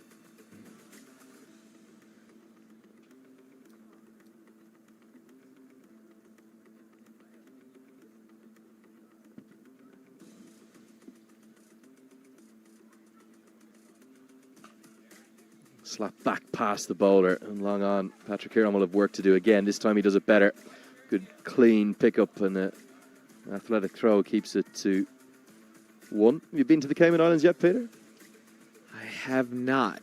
They hosted a tournament, a women's qualifier, in 2012 that was heavily rain affected, and because of the rain, in fact, Canada and USA never played each other, and it meant that Canada advanced to the global qualifier because they had a better net run rate. Everything was set up for the last day showdown. It never happened because of rain. Right into the block hole. Well bowled by Wright. I think he's been the pick of the attack for me, even though Alessandro Morris has picked up those 3 wickets. Great skills from Wright. Both himself and Troy Taylor, fine fast bowlers. Yeah, they've got some good players, but just not enough of them. The depth isn't quite there, but you never know. Ramon Sealy, he gets going. Conroy Wright. This total is not out of this world. It seems very much to be trending towards that 180 mark that we speculated about. End of the 19th over, 1 to go. 6 deliveries left. It's 172 for 6. Watching us live here from the beautiful island of Bermuda, where the sunshine and the blue skies are out finally. What a different picture that is, Peter. We're looking at now to both this morning and even a little while ago. You sure you don't want some banana boat, Lenny? I feel like at the end of this day, your bald dome is going to be matching the color of your jersey. We got a marquee over us, my friend. It's going to be nothing to protect a nice shade of pink. This is the state of play right now in this competition. Bermuda, top of the table, sitting pretty with 2 from 2. The Cayman Islands are trying to join them and stay unbeaten. But Canada, after yesterday's heavy defeat, that seismic shock we described it as, the tournament's opening day, have it all to do. Can they get their qualification hopes back on track with a big win here over the Cayman Islands? Interestingly, it's not going to be Romeo Duncan to bowl the final over because he was harshly treated by Dylan Halinger in particular. So they're going to toss the ball to the off-spinner. And this is a difficult task for any slow bowler. Kevin Basil, who's back into the team today. What can he produce in the final over? Well, Cayman would take 6 singles. You get 6 miss hits like that, just scored away for 1. They would not mind that.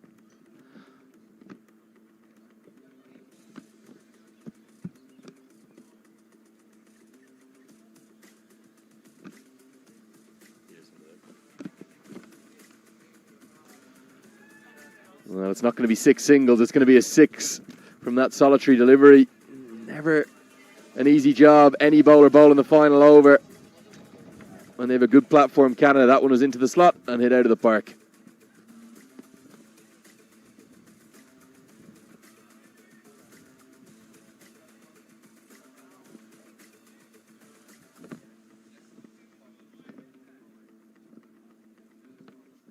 Little cameo this from Sam. So nearly a strike back. Was this an inside edge? Paul Chin wringing his gloves. Well, it's going to be a bye, signaled by Jacqueline Williams. Paul Chin just struggling behind the stumps, unable to collect that one cleanly. And it's a slight delay here as he's taking his time getting his keeping gloves back on.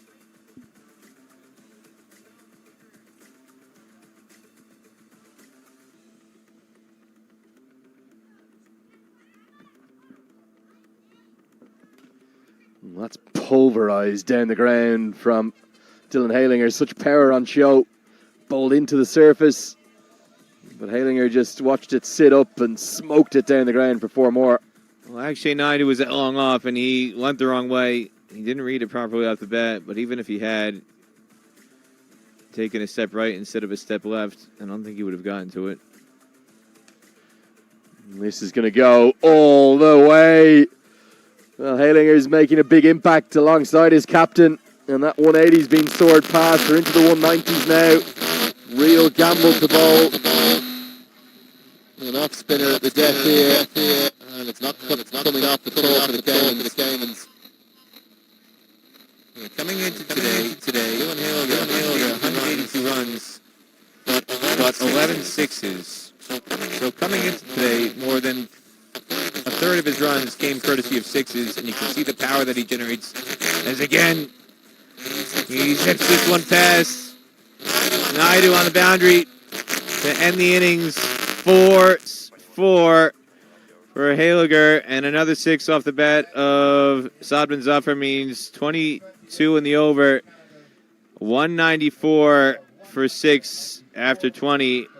An impressive recovery from Canada after that triple speed bump in the 5th and 6th over. Aaron Johnson got out and they lost 2 more wickets, but Harsh Thakur does a sensational job rebuilding the innings to make 47, and then Haliger putting a big exclamation mark on it at the end with an unbeaten 28 off 10. Well, a flying finish, and they're going to take all the momentum in Canada. Cayman Islands, they've been run ragged in those last few overs. Really good partnership for the 7th wicket between Heiliger and Saad bin Safar, the captain. It was worth 46 from just 18 balls. That's how quickly that game changed. And I think Canada are going to have far too many for the Cayman Islands here. 194 on the board. Nobody made more than the dual 47s of Aaron Johnson and Harsh Thacker. But Dylan Heiliger, his impact with 28 off 10. So too the captain, Saad bin Safar, 21 off 10, has put Canada very much into the box seat to pick up their first win of the tournament. 3 wickets, yes, for Alessandro Morris, but he was very expensive.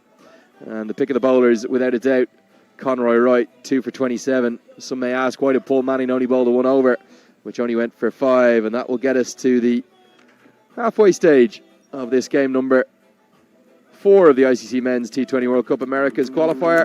Cayman Islands going to need a very difficult, fanciful 195 to win. Otherwise, Canada will pick up their first win in the tournament. Can they do it? Find out live with us in about 10 minutes' time.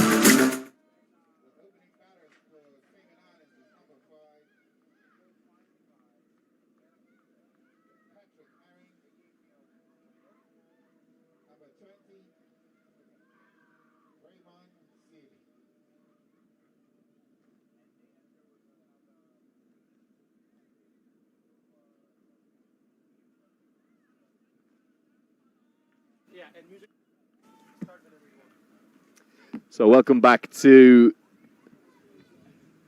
beautiful Bermuda. The sun is out and those clouds have disappeared. Just a few puffy white ones alongside some blue skies.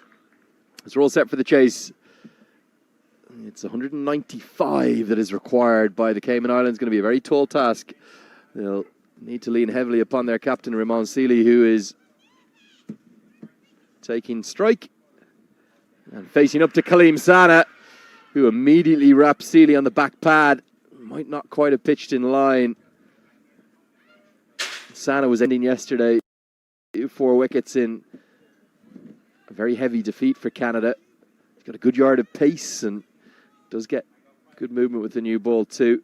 Opening the batting alongside the captain is Patrick Heron. He's at the non-striker's end. And to guide you through all of the net here, alongside Peter Della Pena. Peter, what's your expectation here? A comfortable victory for Canada, or can the Cayman Islands do something special?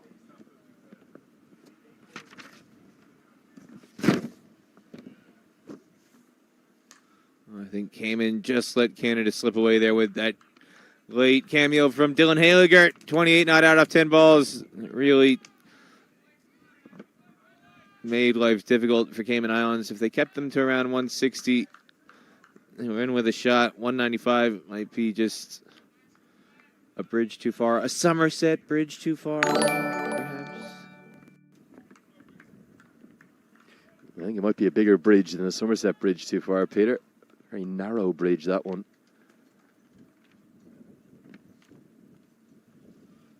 Big swing and a miss outside the off stump, but for the Cayman Islands, nothing to lose, really. Expectations would be that the much higher ranked team, Canada, 19th in the world, would be... They will beat them comfortably. Just checking, I think that was given as a front foot no ball. We don't have the replays just now. I think the first runs have come on the total, and Ramon Sealy will have a free hit to work with.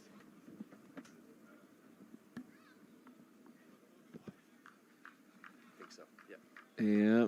Free hit coming up, and if you're Cayman Islands, you want Ramon Sealy on strike to have that.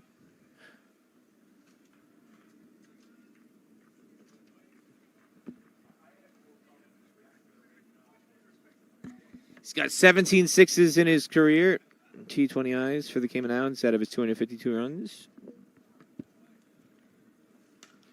And he plunders that free hit down the ground. Not all the way for a maximum, but a one bounce for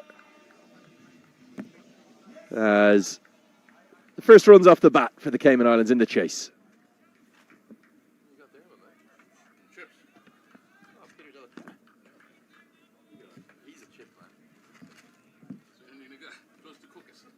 Thank you so much. You, sir? Well, just when you're wondering if the hospitality couldn't get any, its renowned brand of cricket commentary is so well known for cake in the commentary box, and commentators being lavished with some cake or some biscuits.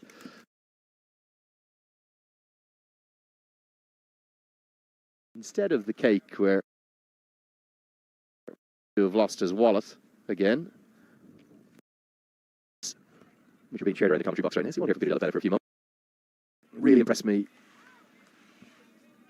yesterday. I know that Canada didn't have much to take from the contest, but the way in which he bowled for me was the standout. The 29-year-old born in Rawalpindi in Pakistan made his T20I debut just last year. That was in the T20 Global Qualifier hosted in Oman. Has played some first-class cricket and List A cricket in Pakistan quite a while ago, actually, making his debut all the way back in 2009 for the Pakistan Customs 11. Also playing for the Dolphins in their franchise cricket there. So he's got all the pedigree.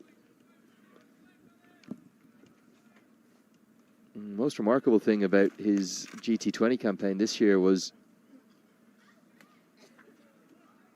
He went wicketless for 7 consecutive games after a flying start with the ball, including a best of 3 for 8 for the Panthers against the Montreal Tigers, where he was actually the player of the match in that game. Picking up the big wickets of the Dutch international Tom Cooper, Aliwal, and Shoaib Malik, the Pakistan player. But just yesterday, maybe his best outing in national colours. I know it was his career best figures too, but just the way in which he bowled, the movement that he got, and the pace with which he bowled with. He's an interesting build. He's a little bit taller than you'd think he is. He's coming around the wicket now. Generates good velocity, but that extra pace can give run scoring opportunities. Seeley unable to pierce the infield, just half a stop keeps it to 1. Doesn't offer much with the bat, but the former Pakistan under-19 player now plying his trade in his adopted home in Canada. A very, very talented cricketer and one to watch throughout the rest of the tournament. End of the first over. The score has moved to 6 for none.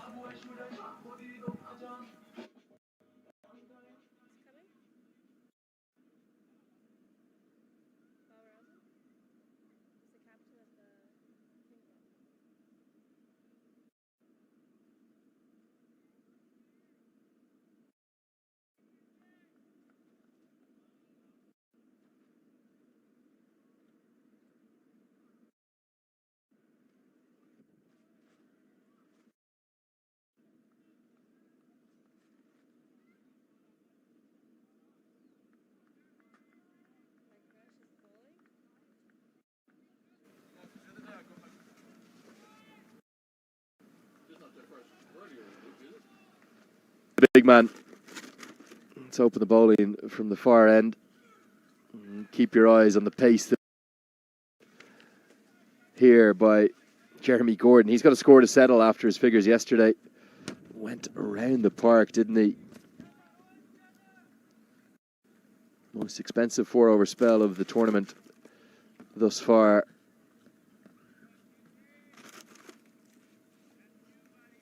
As Kamau Leverock in particular took a serious liking to the big Canadian quick.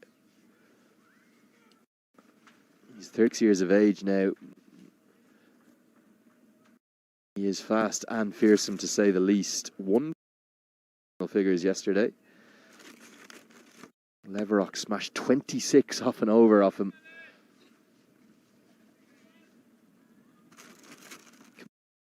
Of the week thus far, 83 off 43. And 66 off 38, including 5 sixes as Bermuda upset the form book. They tore it up, scoring a historic first ever win over Canadians in T20I cricket on his left. Canada facing an uphill battle.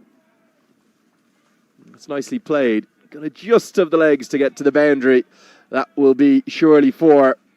I think it's just kissed the rope.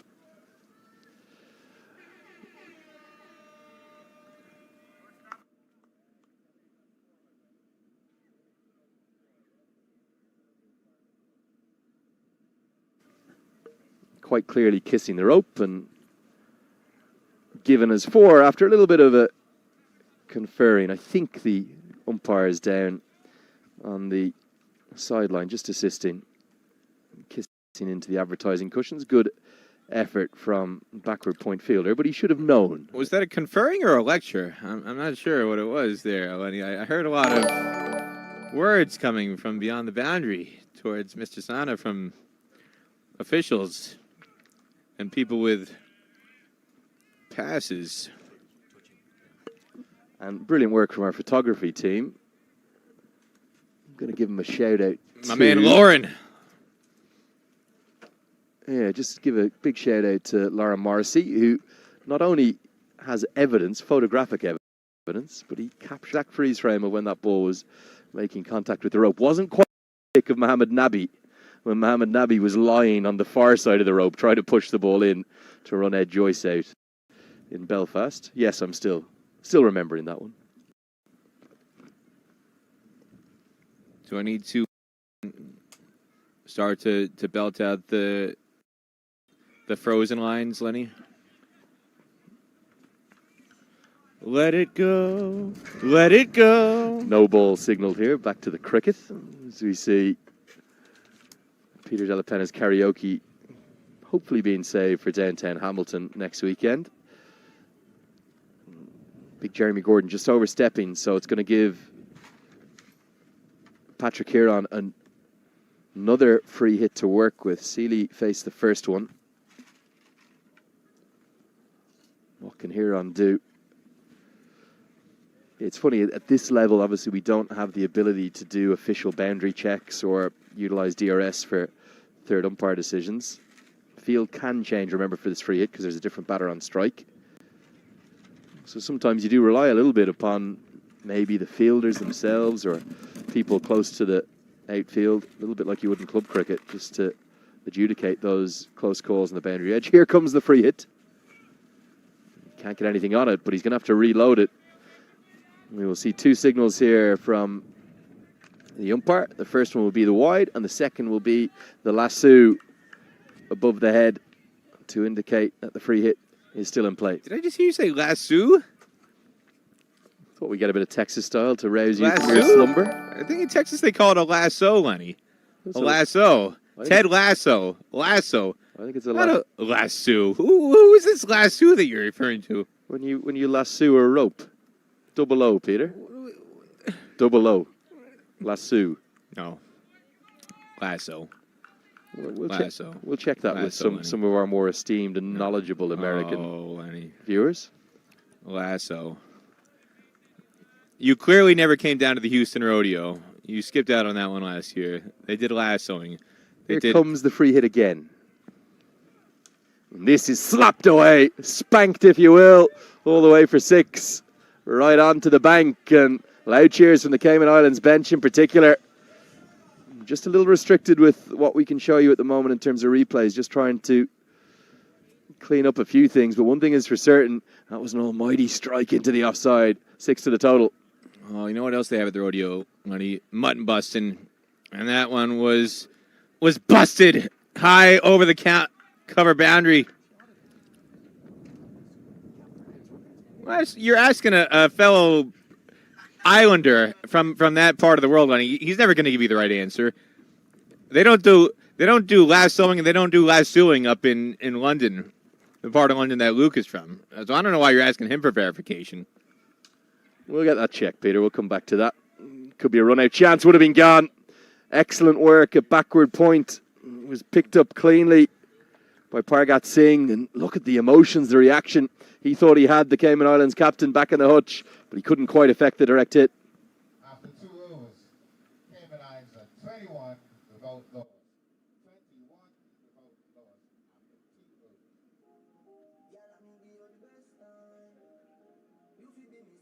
loss. No, lasso. So I think Peter has again been proven wrong. Not for the first time on this trip, nor will it be for the last. This is a hill I will die on. This is a hill I will not back down on. It is lasso. You are out of your mind if you think it's lasso. All right? I think you're confusing the rather popular Football Manager show, which is Ted Lasso. And it comes from the word lasso, getting the rope and lassoing a calf or a pig or a sheep. Media, we got about a half a dozen gathered media all shaking their heads saying you're wrong here. They're laughing at you, Lenny. They're laughing at you. What do you think online there? Do let us know. Is it lasso or lasso? We'll find out. Ask somebody from Texas, Lenny. Come back to Texas. It's been a while. You've been spending way too much time in Nepal, way too much time in Ireland. It's Nepal. No, the chant is Nepal. Nepal, because they slow it down. Nepal. I think the biggest problem right now in the commentary box is whoever decided to give Peter Della Penna chips. It's giving him too much energy. And that's going to clean him up. Kalim Sana gets through. Raymond Seeley kept a little bit low, potentially, but that lack of footwork exposed. And Kalim Sana's excellent tournament continues. That's his 5th wicket. Full and straight. It's a simple game at times, Lenny. That's all Kalim Sana's had to do to hit the stumps. And Ramon Seeley He's tilting his head back in frustration. He knows how much this chase depended on him. And Kaleem Sana has now got 5 wickets in this tournament, adding to his 4 from yesterday. He gets the big fish. Ramon Sealy, the captain, the whale. And now it means Paul Manning comes out to the middle.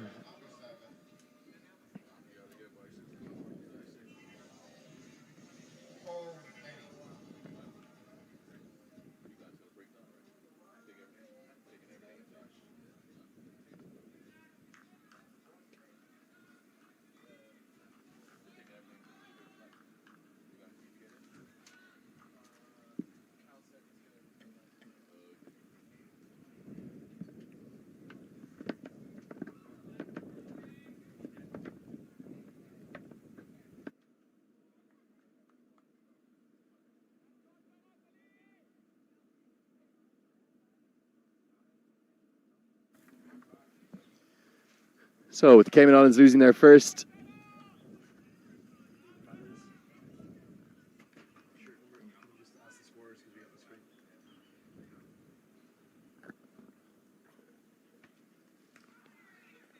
brings number 3 into the crease. Paul Manning in at number 3. Peter, for the Cayman Islands having lost their captain now, what's the approach from here? You just got to grind it out and take it deep. If Patrick Carron can keep clearing the boundary at the other end, you got a shot here. But Ramon Sealy, there's a big gulf between him and everybody else in the lineup. And again, with no Sasha De Alves, there's another key batter.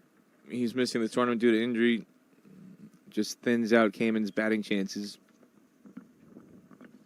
Yeah, arguably that absence, Peter, of Sasha Dalwas may be the biggest blow for the Caymans ahead of this tournament. And it wasn't a visa issue, it was an injury issue. I think he's got a lower calf injury. He was excellent down in Buenos Aires in Argentina, and just generally adds that experience at the top of the order.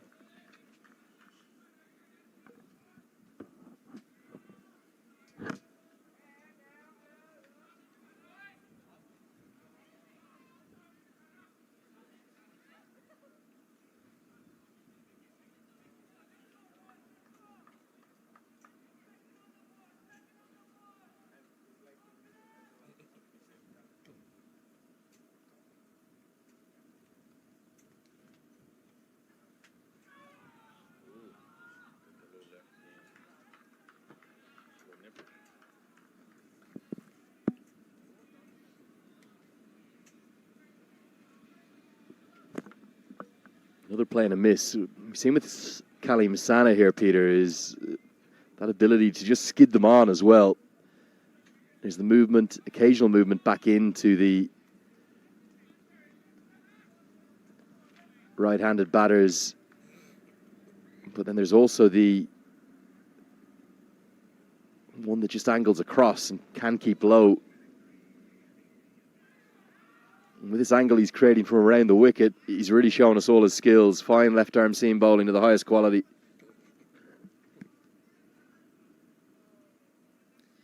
He's certainly proven to be a handful here.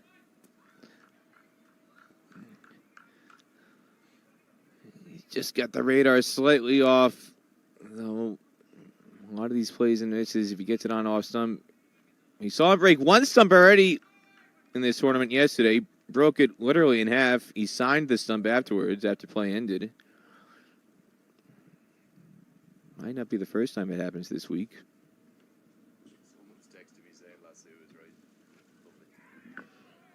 Really good bowling this.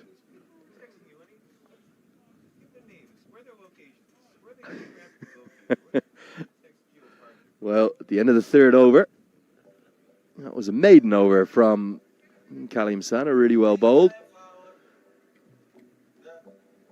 Cayman Islands find themselves in some trouble with the score now, having moved to 21 for 1.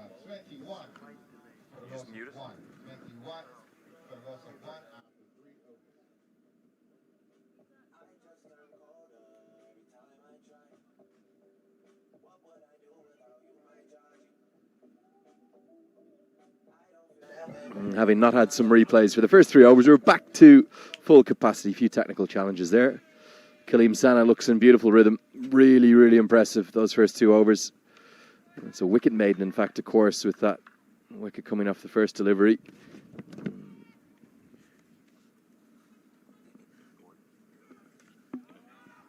We'll see Jeremy Gordon continue.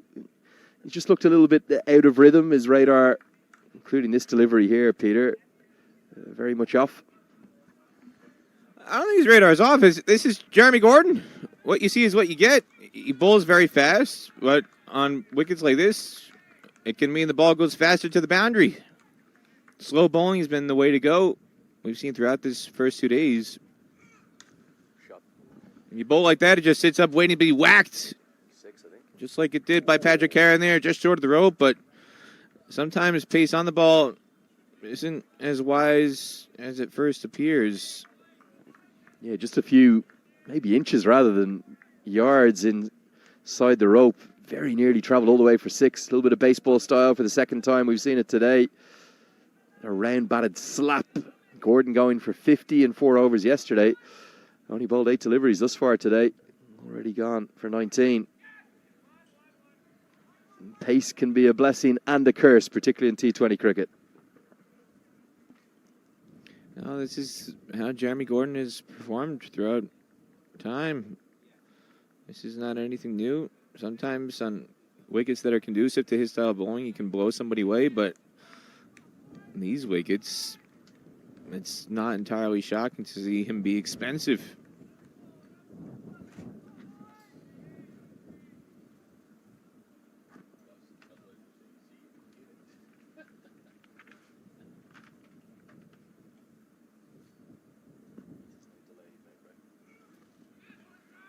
Yeah, good carry, good pace, bit of width on offer, and Manning will feel as though he's missed out there. What's the goal for the Caymans from here if they can't hunt this down? Need the best part of, in fact, it's over 10 runs per over from here.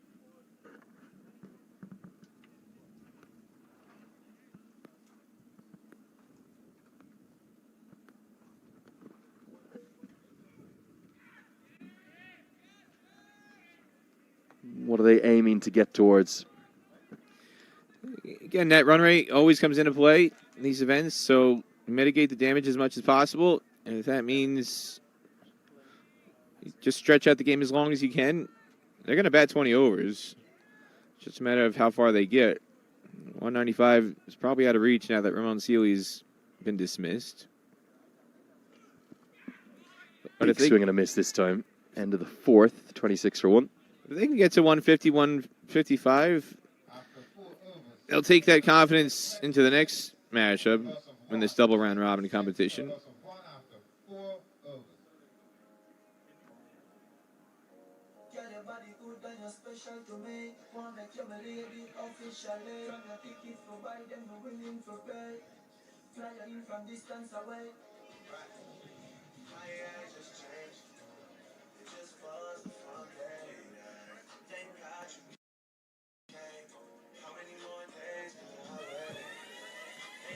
Yeah, that target looks a long way away. 169 more required from 16 overs. It's over 10 and over. Plenty of good spin options available for Canada. I think we're maybe going to see one of those now. Harsh Thacker, who bowled pretty nicely yesterday. He'll come into the attack from the east end of the ground. I said he's somebody who I feel is going to be an impact player throughout this tournament. Did it with the ball yesterday. He's one of the few bright spots for Canada in a lopsided defeat. He bowled sensationally well in his spell. And he comes out today, 47 with the bat. Felt just short of what would have been a maiden T20 I half century. I feel he's a really outstanding player for the future for Canada. Is it that all-round angle that you like to Harsh Thacker? Yeah, he's homegrown. He's a homegrown talent coming up through Ontario.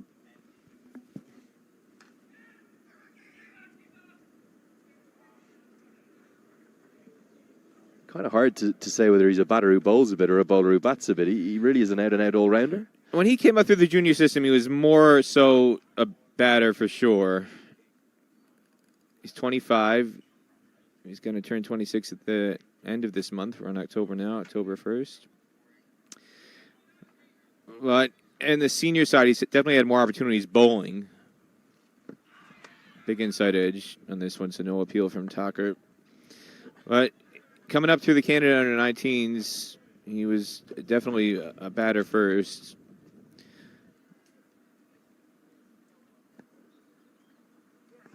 Bowled him straight through.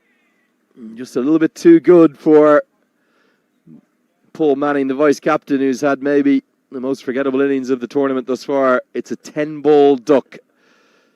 Not what you want in a T20I. And Thacker gets straight through him. The middle stump is knocked back. Cayman have lost their second wicket. Paul Manning without scoring. That one slightly more turn than I think he was expecting. He just kind of waved his bat around it. And not much footwork there either. Manning really stuck on the crease and just kind of waving around the ball. Just want to get one more look at this replay, Peter. If you talk about off spinners, watch Harsh Thacker's action here. Look at how much action he gets on the ball. Look at the back foot, how far that drives through. That's exceptional. You talk about pivot as a spin bowler. And if you can go from sort of your back foot landing and driving the whole way through to the opposite side, you're going pretty well. He goes even further than that. As a consequence, he's getting lots of work on the ball. And therefore, he'll tend to get good drift and also exploit good turn. Really good exemplification of what you want to do as a young spinner. Make the ball turn. And that's not with your fingers and your wrists alone, it's with your whole body. And that back leg drive from Harsh Thacker, well, it's outstanding. It's as good as I've seen. Get another look at it here. So much action on the ball. And that just causes different outcomes at the far end. Good skills from the youngster.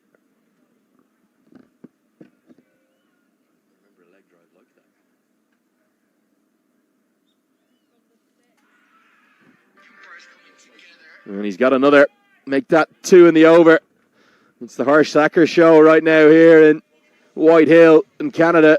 Very much thinking of a big victory now, not just the 2 points. They want much more than that. He's got 2 in the over. And it's a very short stay for Akshay Naidu, who's gone for a second ball duck.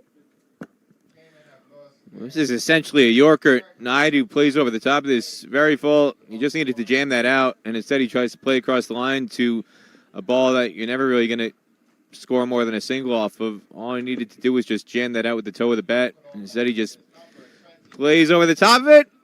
Yorked by the off spinner. 27 for 3 after 5. So a sensational first over from Harsh Thacker. 2 wickets in it. And Cayman Islands in a world of hurt right now. Brian Corbin, who looked pretty decent yesterday in his first innings of this tournament.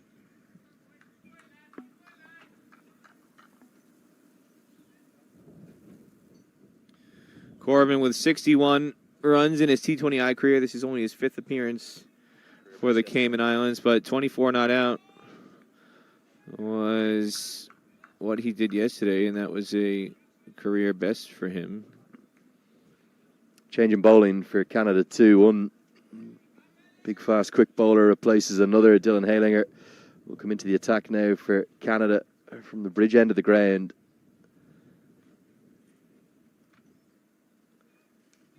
Guided away down to third. Kaleem Sana will fumble and very nearly cost 3 runs, but he'll cost an extra run. They get back for 2. You talk about great fast bowlers of Guyanese origin. You can really think of only one man, Peter, can't you? Mr. Rian King, the ICC match referee, who's here. And there's a few shades, isn't there, of Rian King's action in Dylan Halinger. I've always thought that.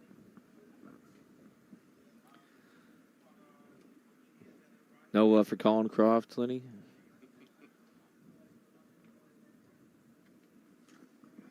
More of a Rian King man than Colin Croft. More my generation. I always remember the 1999 World Cup.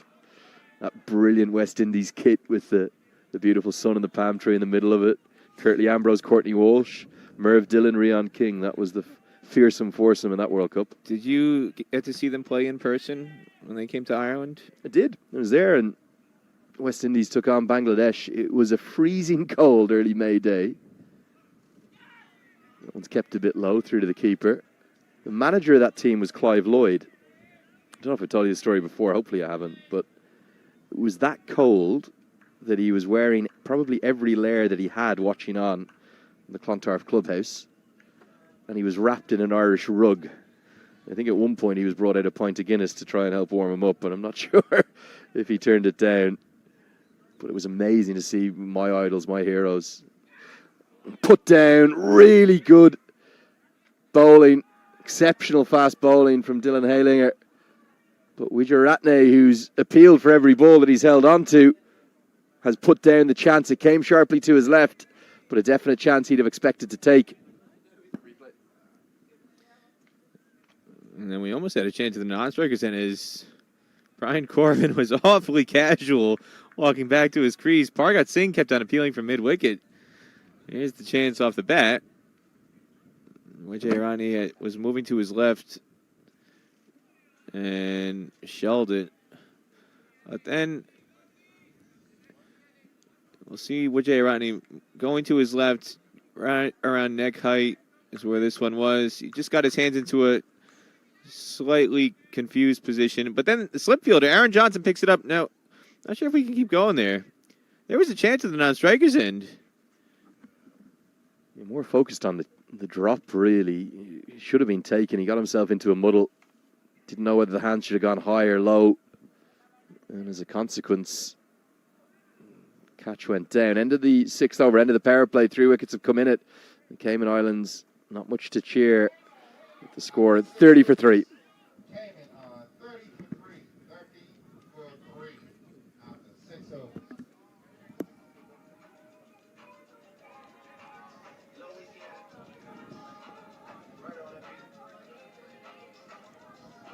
Yeah, just to go back to that 1999 World Cup, it was just the one game in Dublin.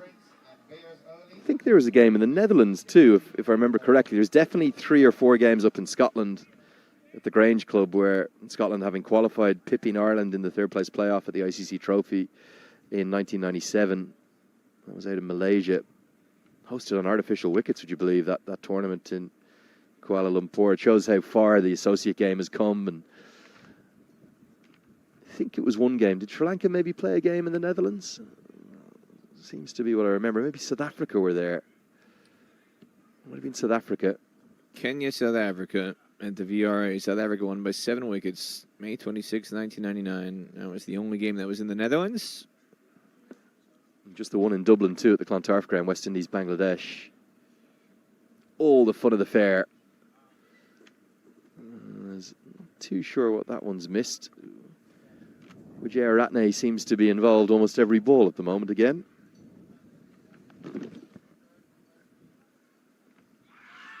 Thuds into the back pad, and I think going to be just angling down. It was a big appeal, and Jacqueline Williams says missing leg stump. What's your take? I know Malahide is obviously, the way they configure it for the internationals, they can hold more temporary capacity, as this one is slapped out to curtain on the cover sweeper boundary. But Clontarf, the original venue that was used in Dublin for so many years before Malahide became the preferred venue. Do you miss Clontarf not being used? It's a nice small ground, very intimate ground. Yeah, really nice sports venue, really good rugby club there too.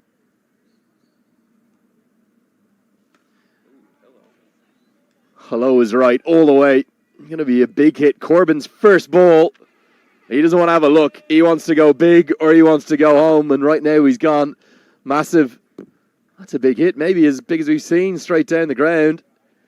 Thacker guilty of getting a bit too full. Well, he's pummeled out of the ground. Well, this was harsh to Tucker. Brian Corbin goes bang.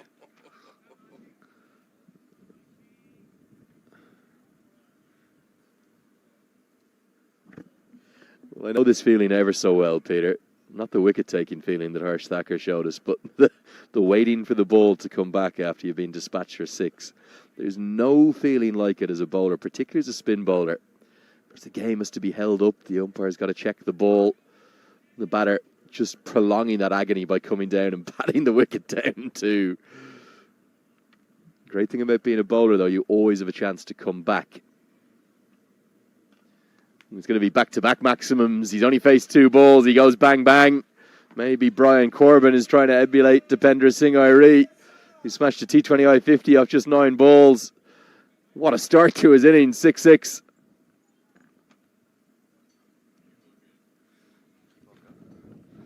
Too full. Too easy for Brian Corbin.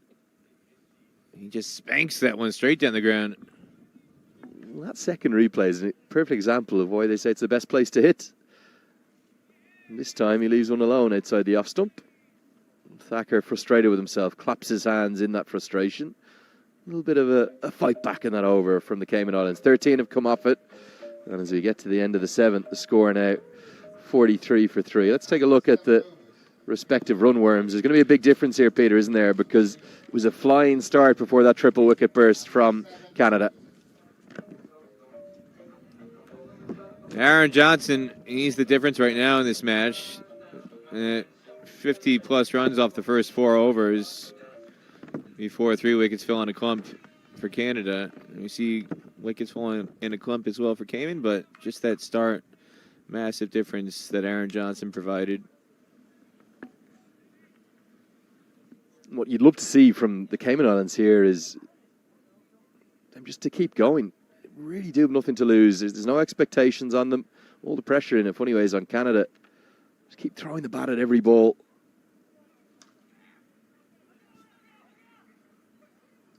Corbin very nearly caught short. Jacqueline Williams has a good long think about it and gives it not out. This is going to be a fascinating replay. Corbin lunged at the last second. He didn't really run his bat in more so than placing it in.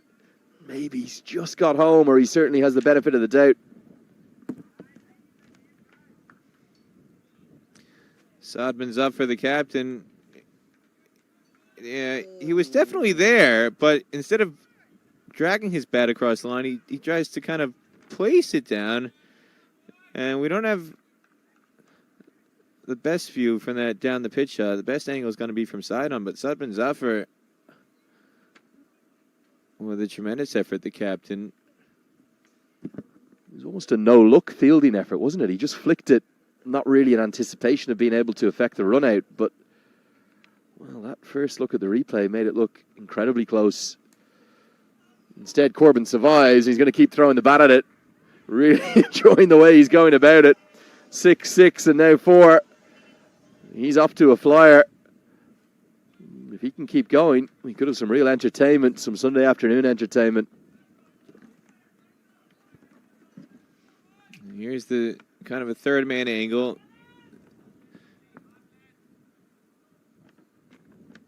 That's in the air. That's in the air. Oh, Brian Corbin, you've gotten away with one, my friend. Yeah, I thought the bat could have been in the air. Again, we're not criticizing that decision. It's so difficult, in fact, close to impossible for the umpires. It all happens in a flash, but that replay there has indicated bat very much in the air. I might have to invite Brian Corbin to come to the New York Lotto station outside of JFK Airport when we all have to go back to the States to pass through after we leave Bermuda. He can pick up my lottery tickets for me when the Powerball and the Mega Millions drawings comes up, as the luck is going his way for sure. Another boundary, this time beating Curtin, sweeping on the offside. At cover. Plenty of width offered by Hayliger. And Corbin seizing on it.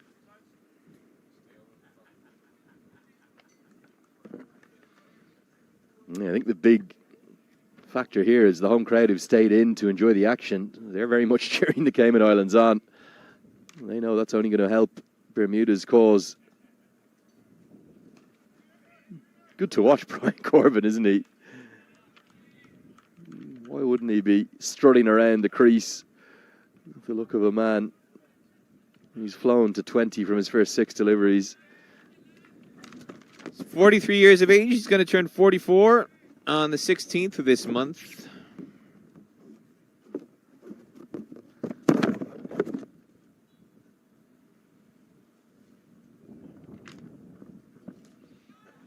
The way he's playing is just quite brilliant.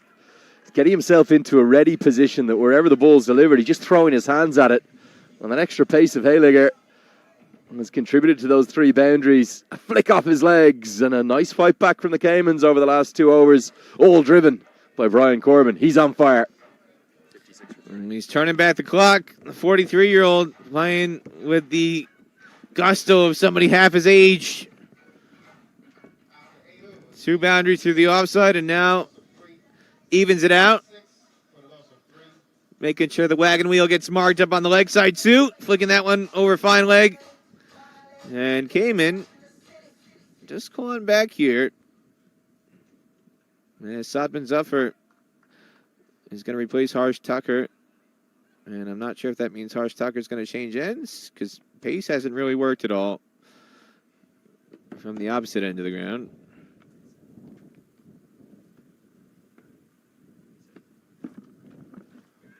Yeah, this is just completely miss it down the ground from Patrick Huron, but it gives us, I think, what everyone watching on, the fans here in person and on ICC TV Live want. Brian Corbin back on strike. And the big question is, can he do it with the ball coming away from him? So Saad bin Safar will turn the ball away from the right-hander. We tended to see when it's bowled into his hitting arc, he's either powered it straight down the ground or flicked it away into the leg side. Can Zafar be clever here? Maybe take the pace off the ball, hide it away outside the off stump, and see if Corbin has the ability to go inside out. Well, he does indeed. That's exactly where he goes. It was hidden away. Flatly diving effort from Sana in the deep. Let's hope he hasn't done himself an injury. He looks like he's hurt his shoulder here, and we may need to see the physio sprint over to him. It's right in front of our commentary position. He looks in a fair bit of pain. You can't fault the commitment, but let's hope Sana's all right. Nasty. Focus on the great skills of Corbin for the moment. Really good stroke for 4.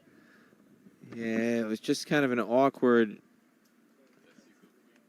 dive, and he was going onto his bowling shoulder. So he was leading with his left shoulder, and it's his bowling shoulder.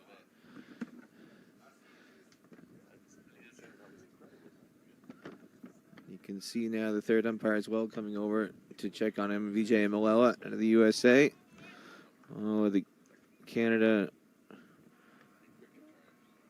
subs today, Shahid Ahmadzai and Gurpal Sidhu over there, the Canada physio. And they're just checking generally his feeling.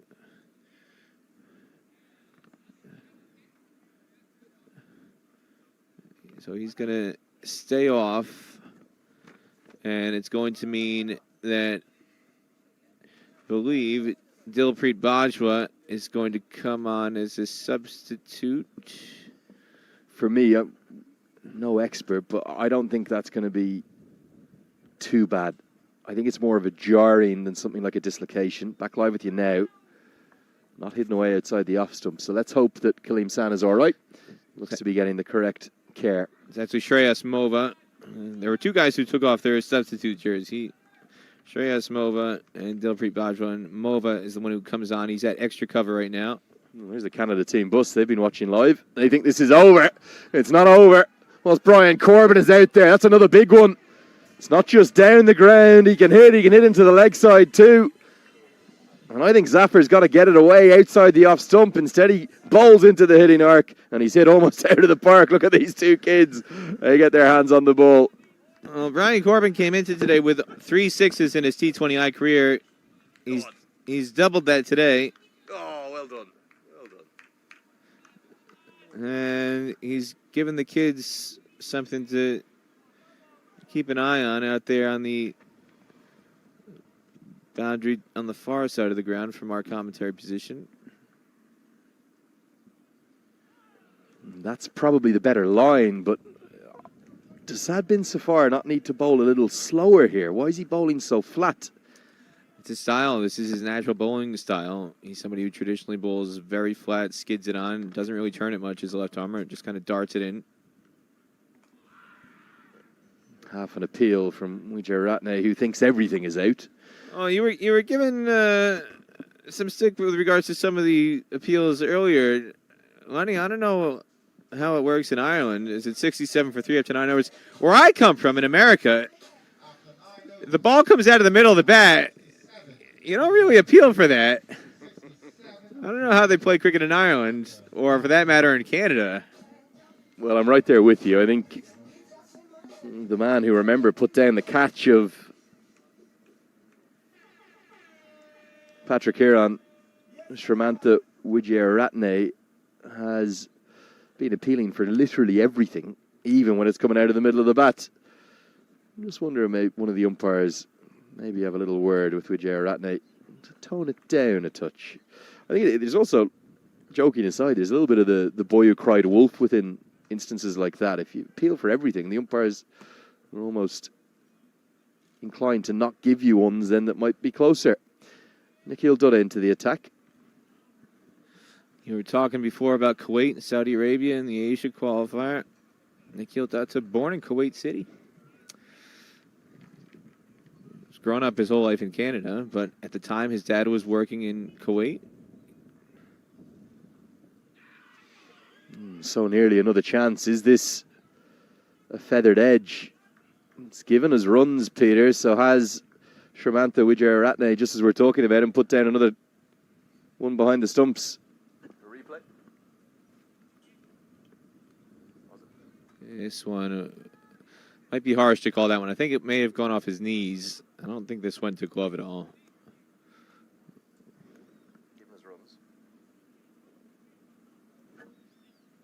Look at the Brian Corbin effect, though. Strike rate of nearly 300. Definitely giving us some entertainment here in the late Sunday afternoon sunshine. Already hit 3 6s and 4 4s. And this time he looks to help it round the corner. I think there's bat involved there, so that can't be given out. May actually be given his leg buys. That could have been closer than you think on second viewing.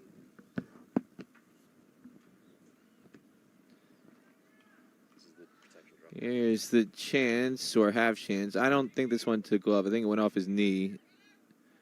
Yeah, off the knee. Could argue his glove should have been in a better position, but it definitely never went to glove.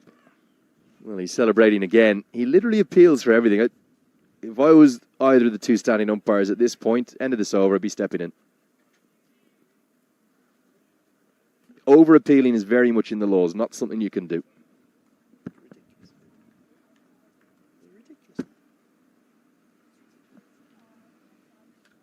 This one just chipped down the ground, going to be a single.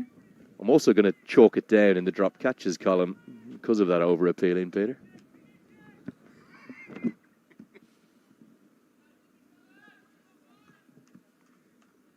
Well, you can go have a word with your pal Poobadoo after play. Your old mate from your days together with USA Cricket. End of the 10th over, the halfway stage of the chase. The Cayman staying alive in it. 70 for 3. They need 12.5 and over from here. But plenty of entertainment, plenty of fire in this chase. Good news to report is that Kaleem Sana is going to be good to return, and he's asking, can he come back on? He still doesn't look at compete full fluency, but it's his left shoulder that was jarred, and he is now back on the field. In fact, right now, Canada have 12 on the field. Hope somebody comes off.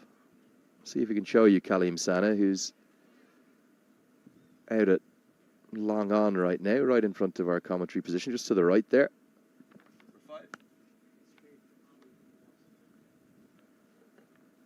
Give you a look at him in a moment as Saad bin Safar will continue. This one's nicely cut away for a single. And I can report there's only 11 fielders on the field. The sub-fielder has got off across the far side of the ground. And Kalim Sana fit to continue. Good to see, Peter.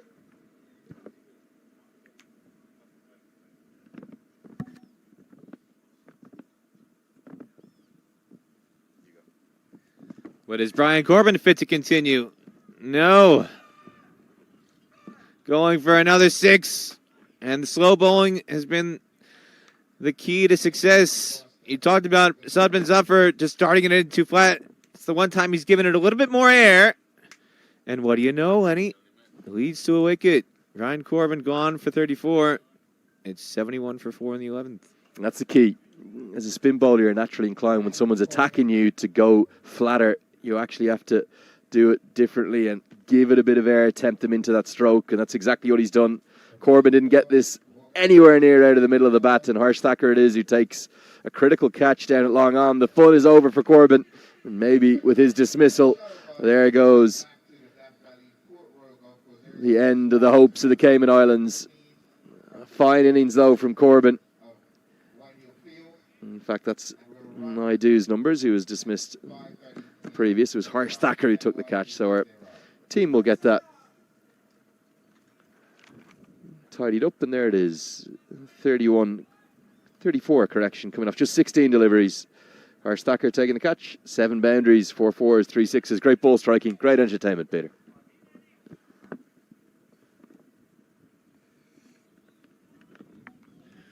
Now it means Alistair Eiffel comes out to bat with a cap on. And the slip comes into place.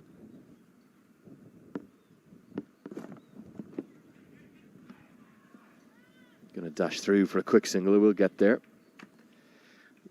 Is that the end of the Cayman Islands' outside chances of hunting down this total? Yeah, they're not going to get there now.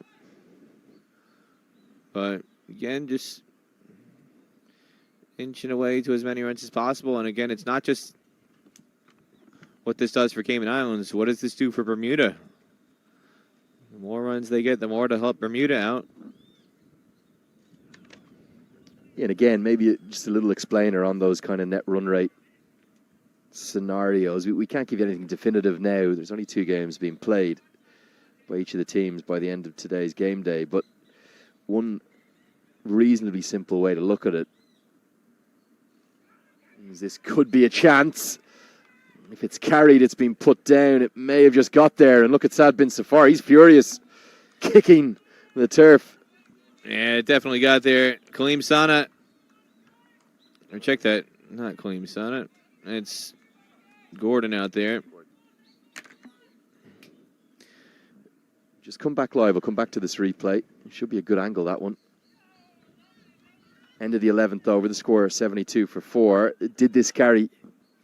Oh, it definitely carried. It was in the air a long time, and Sudman Zuffer's upset because he never moved. Gordon, he's just on his heels the whole time. He's known as a weak fielder. Fielding is definitely not his strong point, Jeremy Gordon.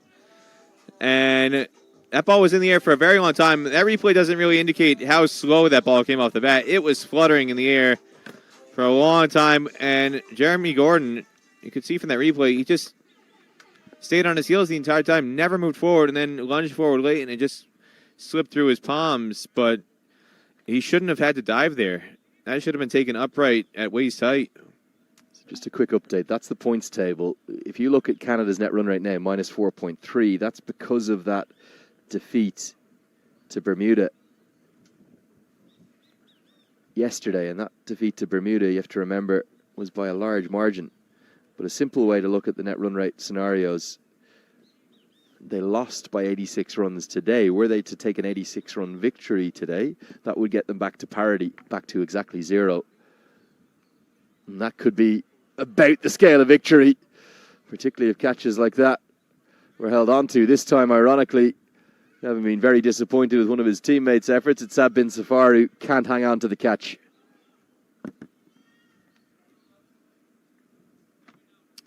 And again, that was a wrong step coming forward. So the previous chance, Jeremy Gordon stayed back, didn't come in. This time, Sudman Zuffer, too eager to come forward, and winds up seeing it go over his head And I wonder, with the sun setting kind of behind us, if that's affecting their view. That one's going to be taken. I think it's Harsh Thacker out there again, who is the man who's got the ball magneting towards him. Nikhil Dutta has his first. Funny how the ball can follow you around in the field, and Canada having dropped a few chances now of the big one. Patrick Kieran's been there right from the start. He's gone for 26. I think it's 18. Well, when this came off the bat, I thought it was going to carry for 6 easily. And then it just kind of died off the top edge. And Harsh Thacker has about a yard of room inside the rope. Kept his balance well. And holds on. And he's making a strong case for player of the match honors. 47, 2 wickets. Now he's got a catch out at deep mid-wicket. Yeah, excellently judged catch. Often your initial movements in the deep will dictate whether a catch is much easier or much more difficult. And he went swiftly to his left, knew exactly where the rope was, which is the critical thing about that catch. And being honest, if we switch the sides there, I'm not sure the Cayman Islands would have held on to that given their fielding effort in the first innings. Certainly that's something where Stephen Gordon, the head coach of the Cayman Islands, will look to work for the rest of the tournament, improve their fielding. In comes Romeo Dunca to the crease. He's in at number 7. Canada, they're going to want to squeeze out every wicket they can to make this margin of victory as big as possible.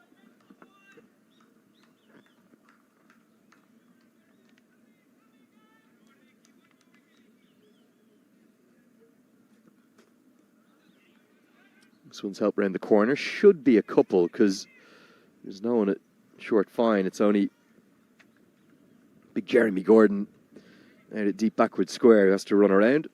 Keep it to 2.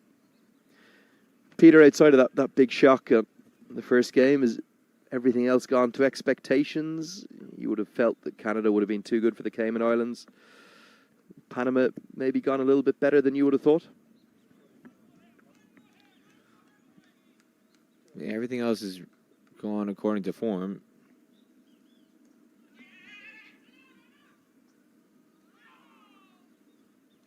That shoulder looks okay, Kaleem Sana. Unleashes a run-out throw.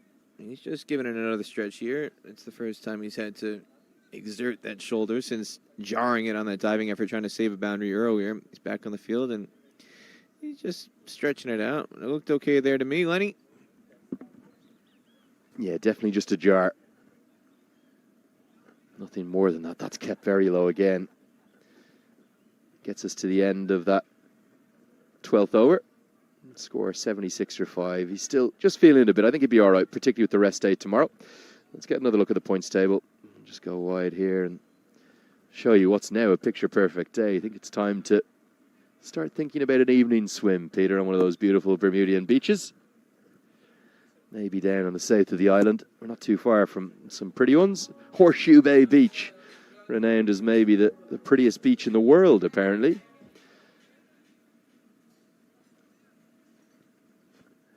That is the score, state of play, in fact, right now in the standings. Canada close out an 86-run win. They'll be back to parity. And given the depth of that defeat yesterday, Pabudi Dasanayake will be a very relieved man knowing that his side will at least maybe know what they have to do. They'll almost certainly have to win their remaining 4 games, you'd suspect, Peter. But if they do win their last 4 games after today, it would quite likely come down to net run rate. Is there a real chance that if the rain doesn't get in the way, we'll have 2 sides tied atop of the table with 5 wins each?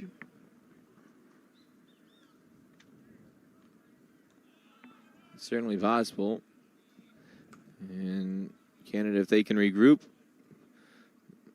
over the next 4 days, you never know what can happen on that final day. I think coming down to the final match, that's what we're anticipating.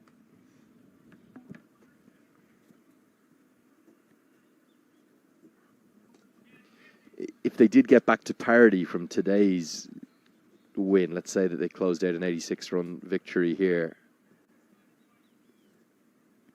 over the next 20, 30 minutes or so, could you envisage a scenario where they could actually be ahead of Bermuda's net run rate going? Well, there's still so much cricket left to be played. It's possible, but an awful lot would have to go wrong for Bermuda, and an awful lot would have to go right for Canada.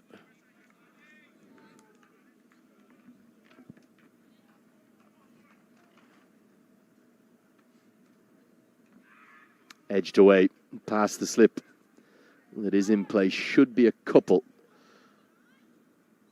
To Eiffel. Gets us to the end of that 13th over. The score moves to 79 for 5.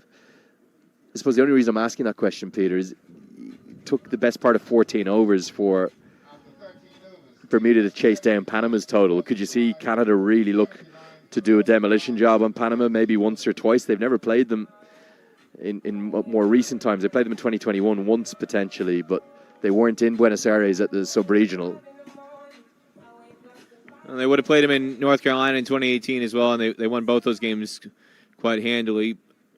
Again, the other thing to take into consideration is if you win the toss and bowl first, if you hold the team down to 60 or 70, like Bermuda took 14 overs, it's entirely feasible that Aaron Johnson gets going against Canada. Rizwan Chima got going against Panama for sure in the past in North Carolina, and you could see a chase end in 4 or 5 overs.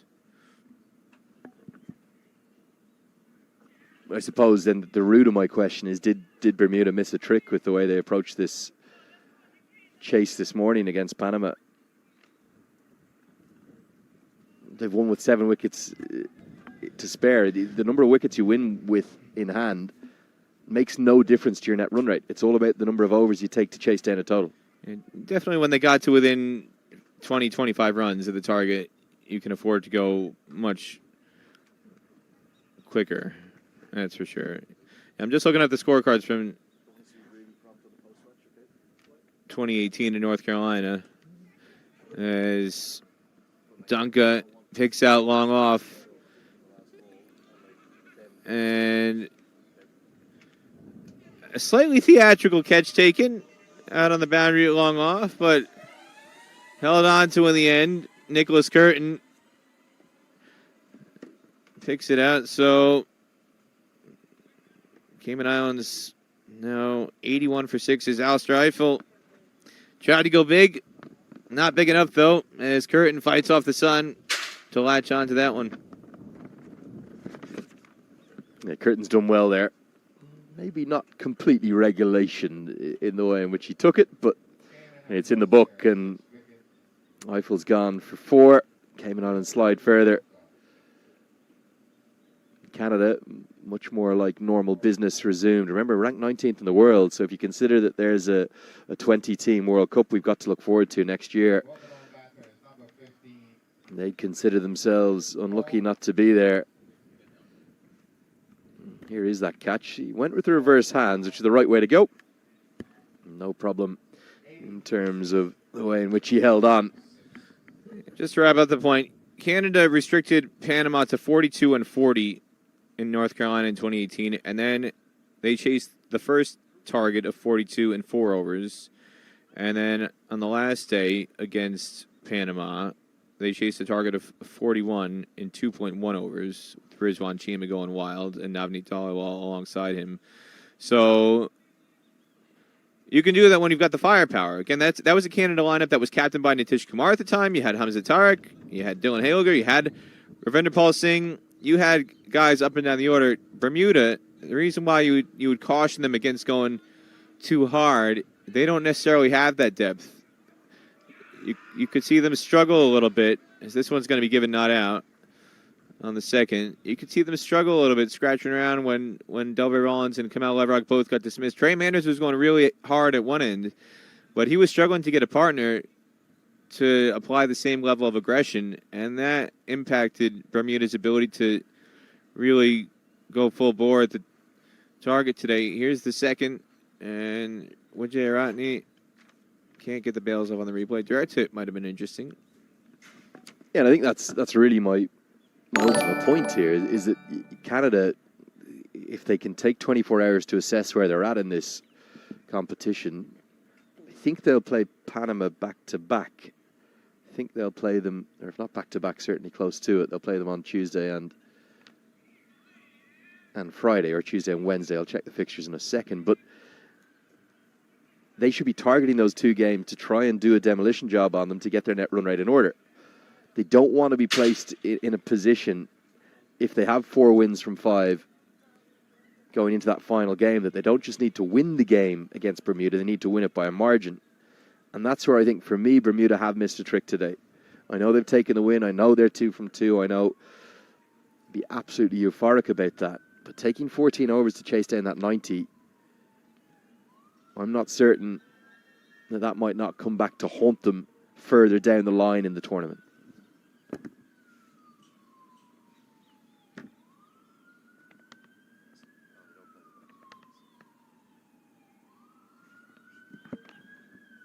It's not back-to-back days they play Panama. They play them Tuesday and then Friday.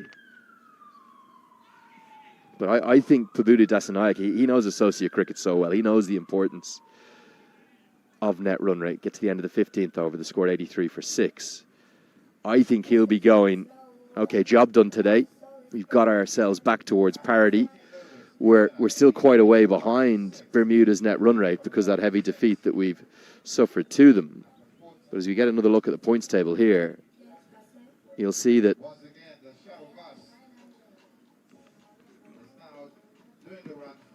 if they're back to 0 and Bermuda, they'll have a 3.4 net run rate cushion, that could be eroded pretty quickly if they do something like they did in North Carolina back in 2018. And the way that Canada have tended to like to do that historically is bowl first, restrict their opposition, and then send out their plunderers right at the top. Maybe is there a possibility of Dylan Halinger being sent in as a pinch hitter alongside Aaron Johnson? Get your 2 most powerful hitters right out there from the off. If you're chasing down 50, 60, 70, wickets in hand don't really matter a huge amount. It's all just about how quickly you get it done.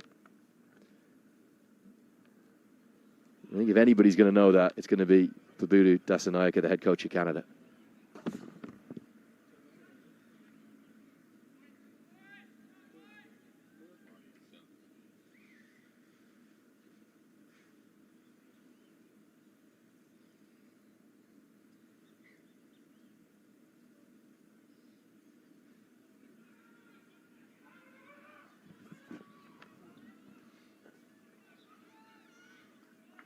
Do you reckon, Peter, who's going to be ahead of the curve come the final day?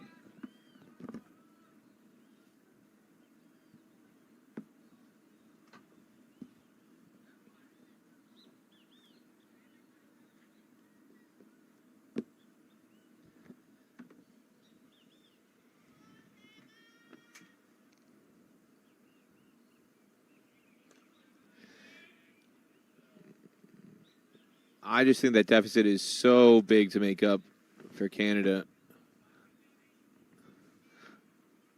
Bermuda will be ahead. It's just a matter of by how much. Might not be a lot, but I think they'll still be ahead coming into the final day.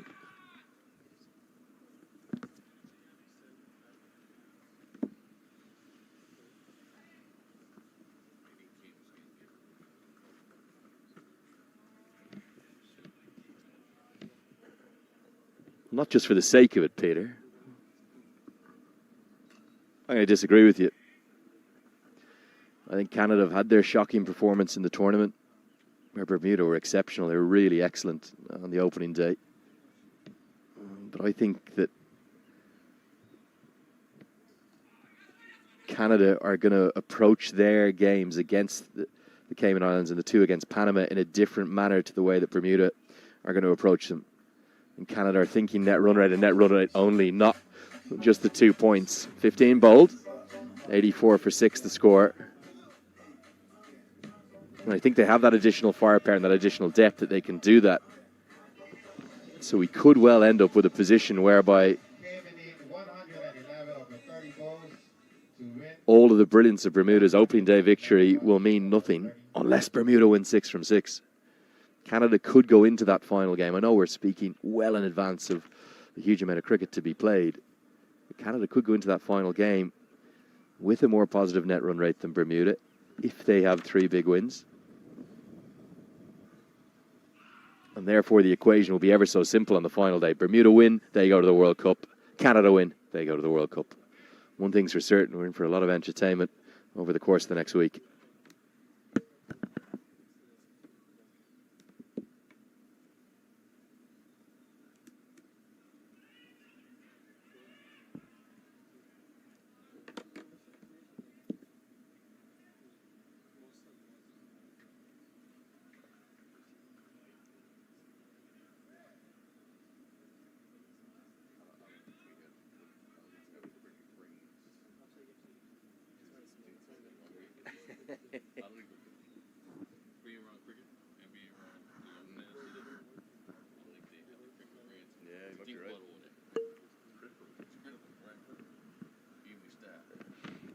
Peter, let me ask you that.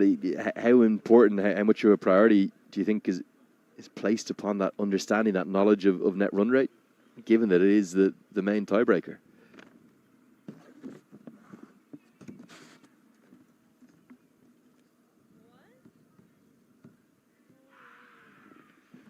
We'll come back to that because Dutta's got another. He's been excellent today, right on the money.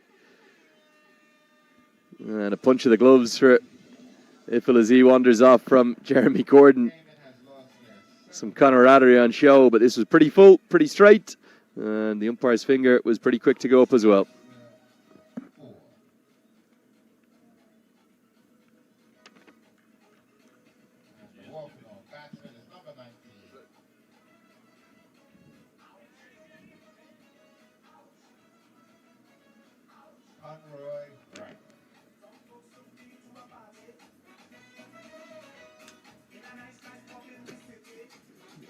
Just defending down the wrong line. Alistair Eiffel playing for less turn than there was. And this is a matter of, was it going to hit leg stump? Or was it going to go past leg stump? Jermaine Window says it was taking out the stumps. So that is the end of Alistair Eiffel, and it brings out Conroy Wright.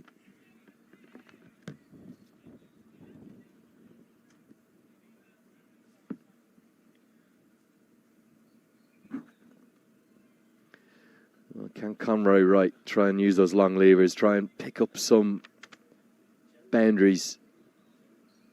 No, he can't. Straight through him. Didn't know too much about that. And Nikhil Dutta is weaving his web. He's got a 4th. And Canada are very much on the brink now. They're on the precipice of a big victory. They might not just get back to parity, Peter. I think they're going to get to the positive net run rate scenario by the close of this day. And for the Cayman Islands, they are collapsing.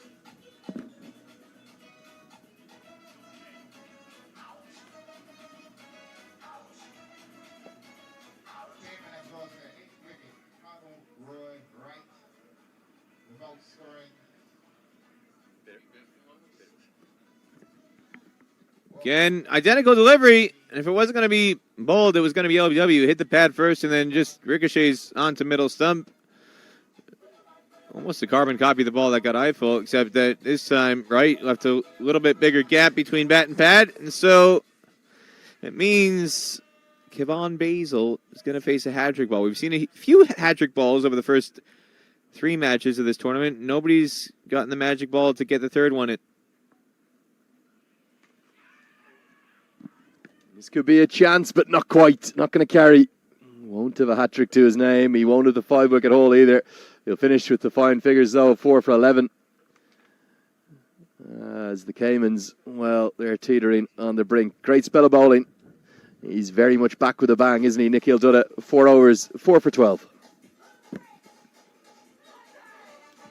Nicholas Curtin was the man on the boundary there. And I tell you what, if he had gotten a better read on this might have been an opportunity for him to match Kamal Levrock in the catching stakes.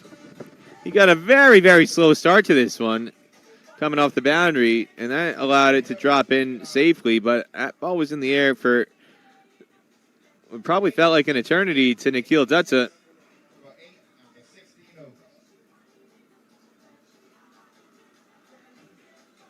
And in T20 cricket, Lenny, sometimes you see far more adventurous shots played to hat-trick balls than you would in a test match or a one-dayer. And Kevon Basil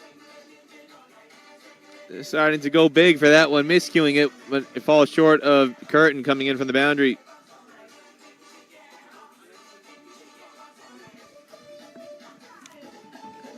Well, the DJ trying to keep the vibes going, doing a brilliant job at it, but Canada just 2 good balls away. And they're going to turn back to Kaleem Sana, who picked up 4 wickets on the opening day of the tournament. We've had a really good first 2 days of this ICC Men's T20 World Cup. Qualifier for the Americas region, supported by our friends over at Dream 11 as always. And Kaleem Sana has his chance to add to his 5 wickets thus far in the tournament. Full straight and almost an afterthought appeal. And again, look at the histrionics here from the keeper. Vijay Ratne has ended up lying down on the ground, such as his dismay at that being given not out. We're going to probably see in the replay, it was correctly adjudicated as not out. Well, you know, Lenny, it's a hot day here. Maybe his legs are just tired. Maybe he just wants to sit on the ground because he needs to just get a little bit of a breather, Lenny. You're being harsh. Come on now. No, I think Vijay Ratne is pushing the line, to say the least. A little bit like we saw earlier with Pargat Singh. Very much entitled to appeal, but then respect the umpire's decision. That's what the way the laws are supposed to be observed.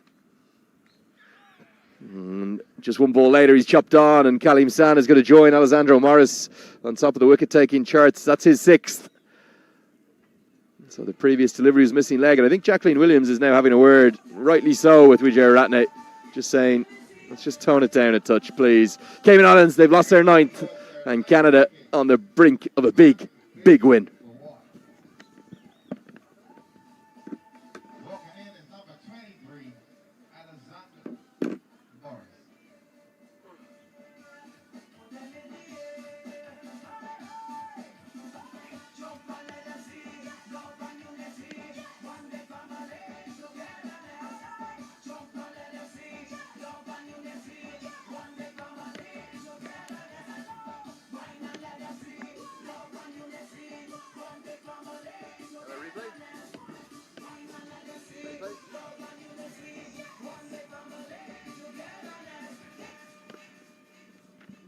So Alessandro Morris will come in at number 11, 41 years young.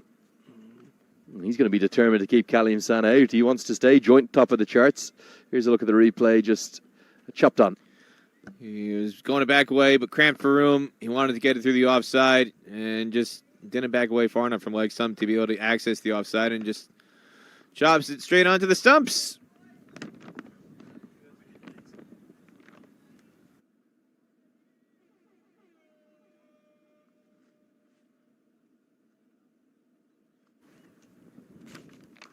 Nicely watched by Alessandro Morris. What's impressed you most today about Canada, Peter? Just the way they came out with a positive attitude, having lost as badly as they did against Bermuda, to see the way Aaron Johnson approached that innings at the start.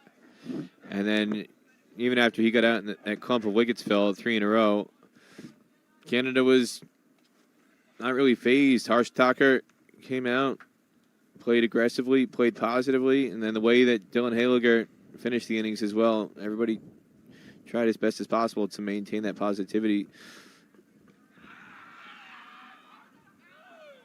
Floods into the pad, given not out LBW, but very nearly bowls Alessandro Morris in some rather surreal circumstances. Let's get another look at this. How close was this on both fronts, Peter?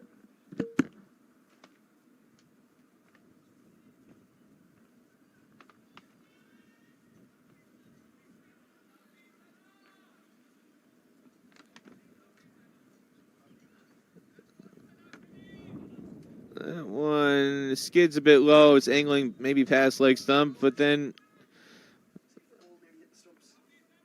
question number 2, the ball just kind of caromed in the air, and Morris didn't know where it went. Could have come onto the stumps. Yeah, we'll try roll that once more after this ball, if Morris can survive. And survive he does.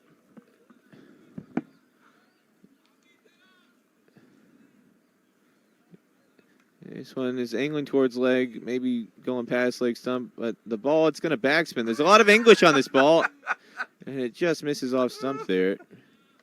This is going to be a great replay angle here. This could be the perfect angle. Morris is looking back at the umpire. Get back to the ball, Alessandro. You so nearly lost your off stump. Only missed by maybe not even a stump's width.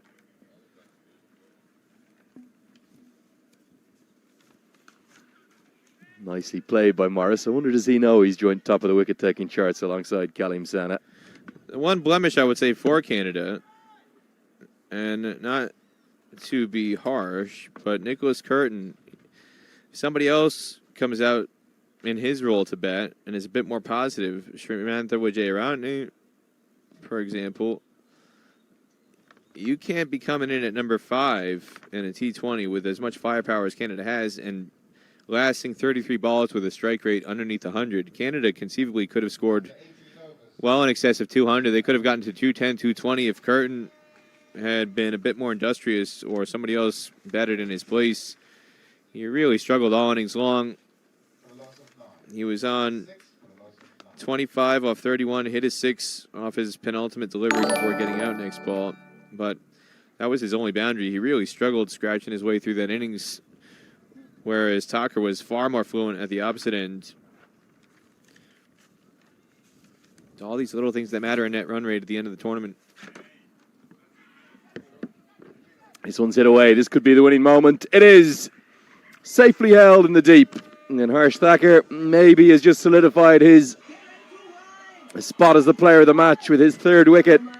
He's going to finish with 3 for 14 in the Cayman Islands. Well, they've been blitzed away. I'm going to lose by 108 runs in the end, and Canada do have that net run rate back towards a positive.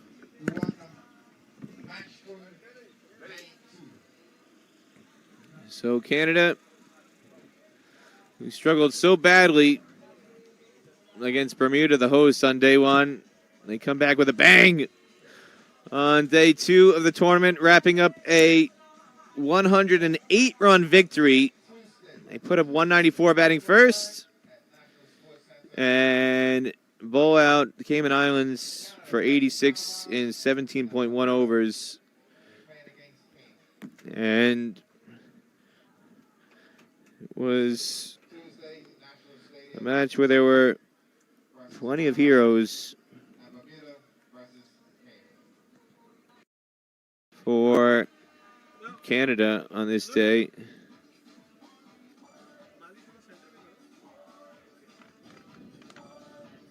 First, it was Aaron Johnson.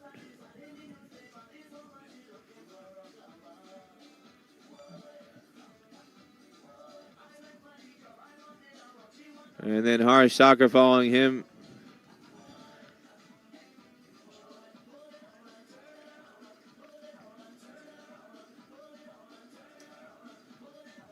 And you can see the contributions. Twin 47s, Aaron Johnson at the top of the order. Was just devastating in the power play. Tucker followed him in the middle order with another 47, and then Curtin in partnership with Tucker. Tucker dominated that stand between the two. Curtin still managed to scrape 31 together. Alessandro Morris took 3 for 45 to try and stem the tide, but Canada just overwhelmed Cayman Islands with their batting power from top to bottom. Not seen there, Dylan Haliger had a very crucial 28 not out off 10 balls. And coming out in the chase, Brian Corbin gave it his best. He was quite feisty with 3 sixes in his 16-ball stay. But the spinners did most of the damage for Canada. Nikhil Dutta with 4 for 12.